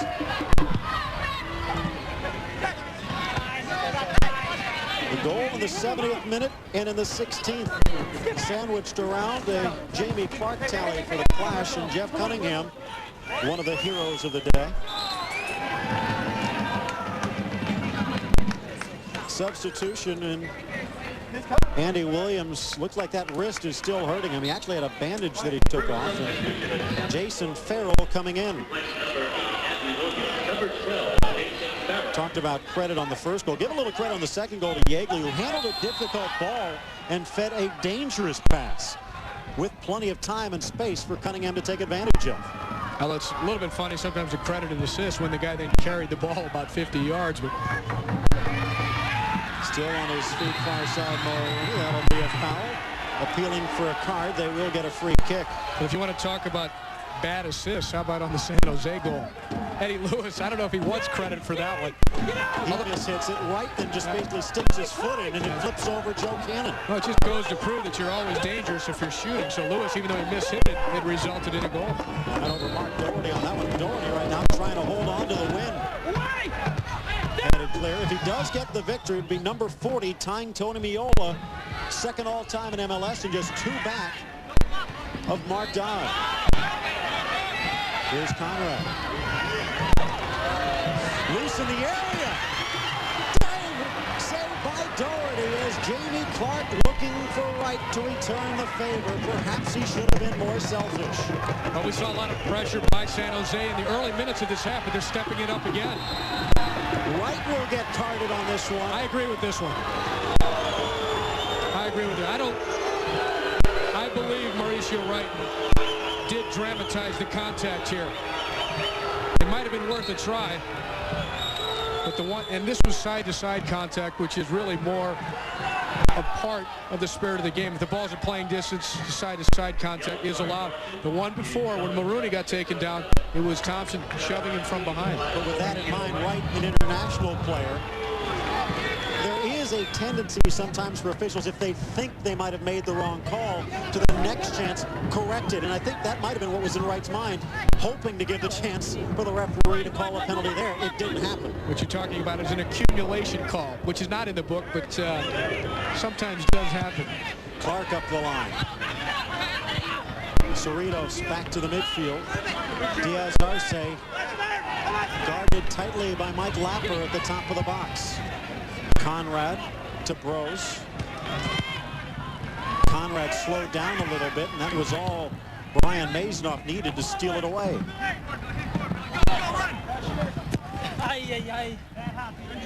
Not happy with that one, to say the least, was Billy Thompson.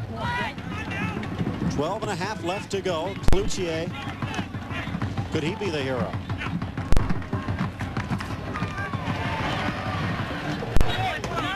Here's Thompson for the crew. Stern John holds off one, drops it back to Mason. San Jose coming in with 5 wins, but only 5 points, and in 5th place in the West. Even if they do manage to come back with an equalizer tie and win it in the shootout, 6 wins, only team in MLS to have 6 wins, they'd still be in 5th place. Well, some people would mark those down as ties. Last year they were 2-5 to start the season and had 6 points. This year 5-2, and they have fewer, and that is the detriment to playing for the shootout, as you pointed out. Cannon under pressure, threads the needle to right. Columbus dropping into a defensive posture, trying to protect this lead. Diaz Arce could have been called for dangerous play as he came cleats high on Yeagley. Wright. Defenders normally aren't supposed to do that, but he does blast it upfield eventually.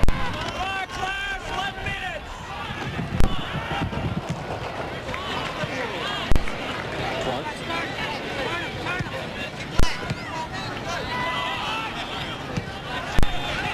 Here's John. Wright challenging. Stern John is overdue to score. He's not scored in his last 3 games that he's played for the Columbus Crew. He also missed a game because of duty with the Trinidad national team. So by the way, talk about the Trinidad national team that caused him to not start today. Mickey Trotman, who was just cut by Dallas, scored the other goal as he tries to play his way back into a jump. And the fans showing impatience here to Dario Bros. He's going forward at the Columbus Crew defense. He puts the brakes on and plays the ball backwards as if his team was in the lead. Through ball almost deflects into the net, and it will be a corner. One final note on the Trinidad victory over South Africa. Dr. Kumalo, the former Columbus midfielder, stopped on a penalty kick as the South Africans tried to get back in it. Right now, the Columbus Crew looking to close out the 7-game swing with a victory, and the Clash looking, they settle for a shootout win right now. Bringing it down, Diaz Arce. Bros was wide open, chips it back in. Thompson heads it high. Deflected away off Conrad, and Farrell just slams it upfield. Mauricio Wright, who started this game as a sweeper, is practically the center forward now for San Jose. Wade Barrett has dropped back into more of a defensive role, and as has Braden Cloutier, a couple of defensive midfielders now covering since Mauricio Wright has moved forward.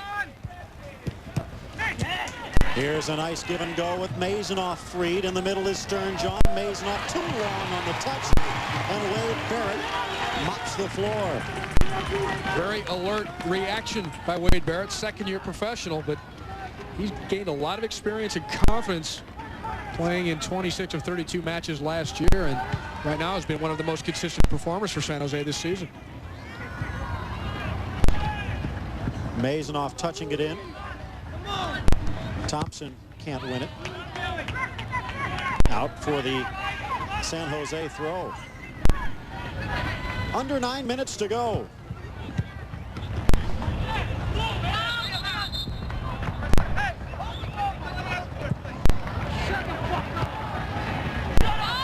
Things getting a little heated, to say the least, at field level. In all honesty, the Clash have reason to be a little disappointed with the way things have gone. And again, give Richard Grady credit for a very good game, but one single play stands out, and that was the card against Mulrooney instead of the penalty kick for the Clash. To be followed less than 2 minutes later by the Columbus go-ahead goal. Well, maybe San Jose needs to get a player ejected because they've been pretty successful this season, coming to this 5-2, and they've played about 25% of the minutes of those games a man down. Last week at Dallas, when they won on a shootout, they were a man down almost the entire game after John Doyle got thrown out. And they managed to rally and tie the score, send it to the shootout. And at one point in that game, they had 5 rookies. They only had 10 men, and 5 of them were rookies. Cunningham to the middle. White stops it. Cunningham almost got a hat trick to the near post. Mauricio Wright. One of the few bad plays today, and Cunningham almost made him pay. Well, Cunningham laying on the ground there, knowing he should have put it away. And look at the speed as he gets in behind. Ball played back to him by Wright, and he had that near post open. Couldn't finish it. Maybe it's a little bit of fatigue in those legs after about 83 minutes of play. Rose stymied by Clark. And Jamie Clark comes back to pick it up for San Jose. Less than 7 to go in regulation. Anybody watching Jeff Cunningham today for the Columbus Crew, especially defenders around the league, have to be shaking a little bit in their boots when you see that acceleration that we saw just on that last chance as he turned the corner on the San Jose defenders. Also, the one thing you like to see from a young forward, never give up. There were 2 or 3 chances on that last play where he could have just stopped running. Instead, kept going and almost got his 3rd. Camasco surrenders the body. Barrett one touching it. Camasco back up quickly. Mulrooney, little trickery to Barrett, flipping it into the middle for Wright. Elcott tries to win it and slides it out of danger.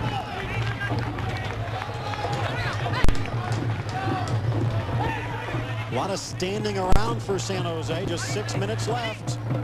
Wright triple teamed to Bros. Low in the middle. Almost touched by Clark. Back into the middle by Mulrooney and sailing over Diaz Arce's head. Well, it's not a good trend so far for San Jose, particularly in this game. You've got Raul Diaz Arce, one of the all-time leading scorers in MLS. You've got Ronald Cerritos, a great attacking player up front. And your goal in this game has come from a defender, Jamie Clark. Jamie Clark almost scored there a moment ago. But what needs to happen for San Jose is for their bona fide proven goal scorers to start coming through for them. You can't expect a Mauricio Wright to come forward. You can't expect a Jamie Clark to come forward and get your goals in critical situations. It's got to be the Diaz Arces and the Cerritos. A little bit surprised as the ball comes in Cerritos touches it back to Cloutier, again denied by the Columbus defense. Nice play by Diaz Arce to send it back into danger. Cloutier keeps it alive. Headed back by Lapper and cleared to midfield. The substitution San Jose made, Joey Martinez coming in, and right now he is marking up against Stern John.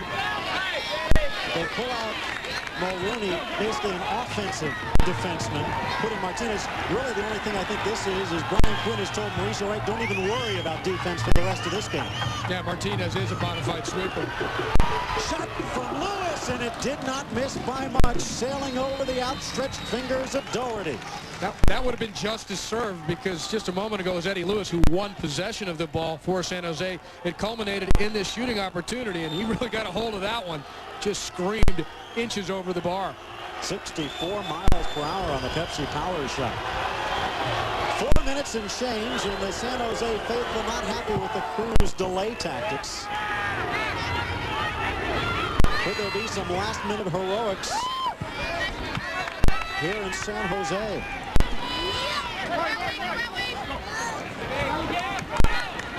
Clark switches for Cerritos. Remember, Thomas Dooley went off the field with an injured left calf midway through the first half, and Ansel Elcock came on for him as the sweeper for Columbus. He's done a pretty fine job. I mean, really, without Elcock back there, there'll be a few goals for San Jose. Lots of black jerseys at the back post. Cloutier at the top of the box. Caught leaning back on that one. Speaking of blast, Derek Jeter went yard. Almost went into the next door neighbor's yard. As the Yankees taking on Ken Griffey Jr. and the Mariners, and the answering his critics, plus some previews on the NHL playoffs. That's all coming up next on SportsCenter. Stopping the clock is Richard Brady, and perhaps a derisive cheer from the crowd.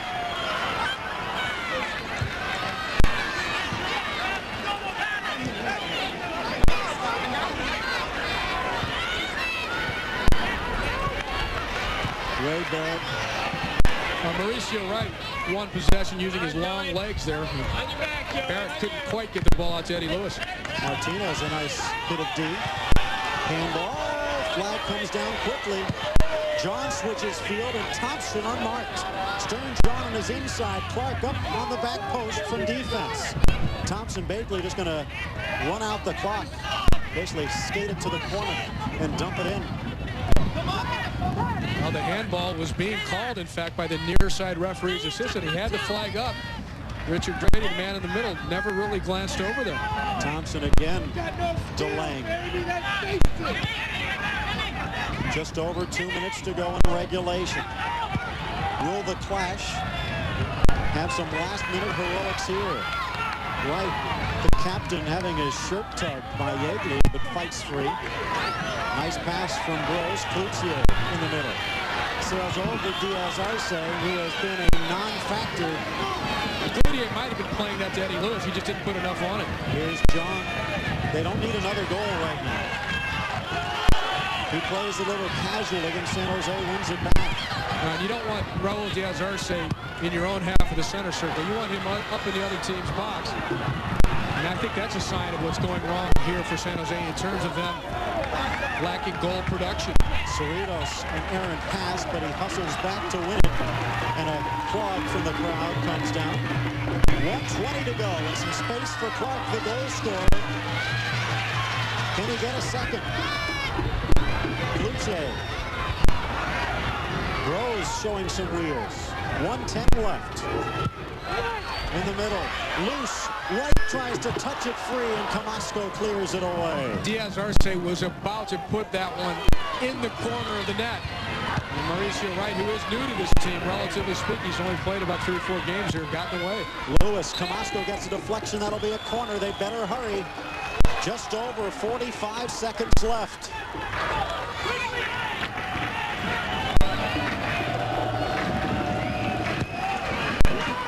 Diaz Arce heads it back. Throws. Oh, just did not have the sight set on that one. 30 seconds. And Diaz Arce was on the doorstep, winding up to shoot with his right foot. And Mauricio Wright didn't see him coming and just ticked the ball away.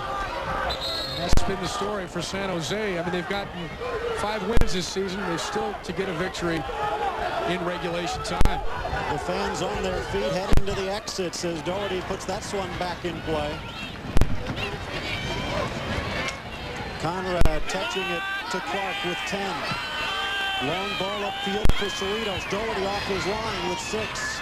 Wright fights for it. Barrett does too, but the ball back to the center circle, and this shot will not cross the line in time. It is 2-1. Clark's goal not good enough to beat the 2 tallies from Cunningham. And Jeff Cunningham, taking advantage of a situation where he got the start, is our Honda player of the game.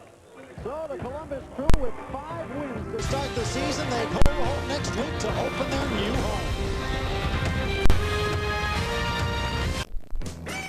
We all experience the trials, tribulations, and enjoyments of everyday life. We work hard and we play hard, and we provide love and support for those who are near us. But what if you were suddenly severely injured as the result of a careless accident or inadequate health care services? How would you and your loved ones cope? The law firm of Walski & Blue has been helping injured people like you for 30 years. Call the recognized and trusted name in law, Walski & Blue. Photographs. They paint the bond of brother and sister and husband and wife. They've built bridges where strangers have stood and made friends out of acquaintances. At Schettinger Funeral Service, we call that family. And so when the time comes to say goodbye to a loved one, we invite you to call our family-owned funeral home. Schettinger Funeral Service, a tradition of family. Ours and yours.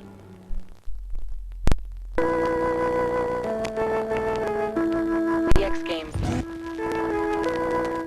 The only extreme event that matters.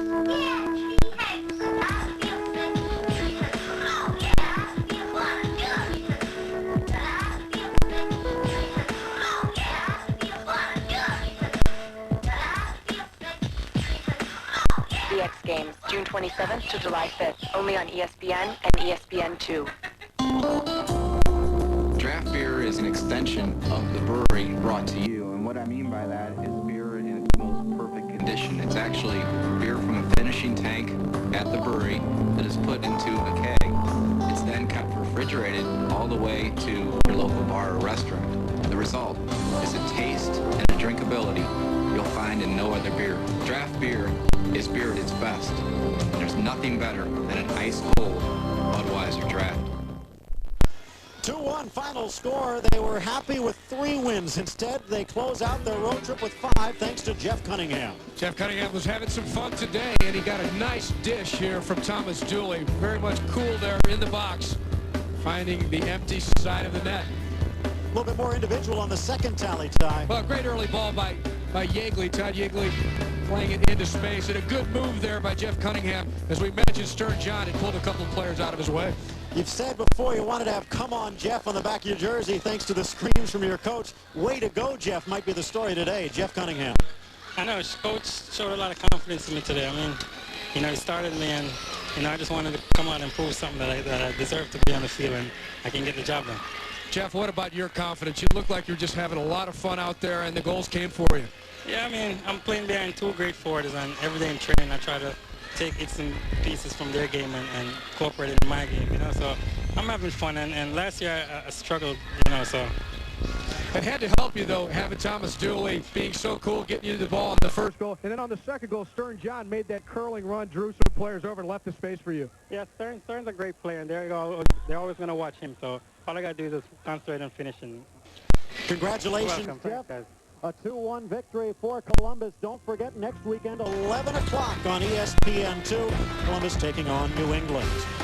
Stay tuned for SportsCenter next on ESPN with host Bill Pito and Brian Kenny. Highlights of the NBA and NHL playoffs. Jeff Cunningham, one of the heroes of the day.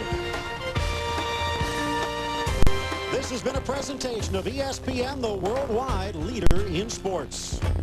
For more, log on to ESPN.com, part of Go Network, go.com. For Ty Keogh, I'm Phil Shane. Thanks for joining us, everybody, from San Jose. The Columbus Crew victorious 2-1.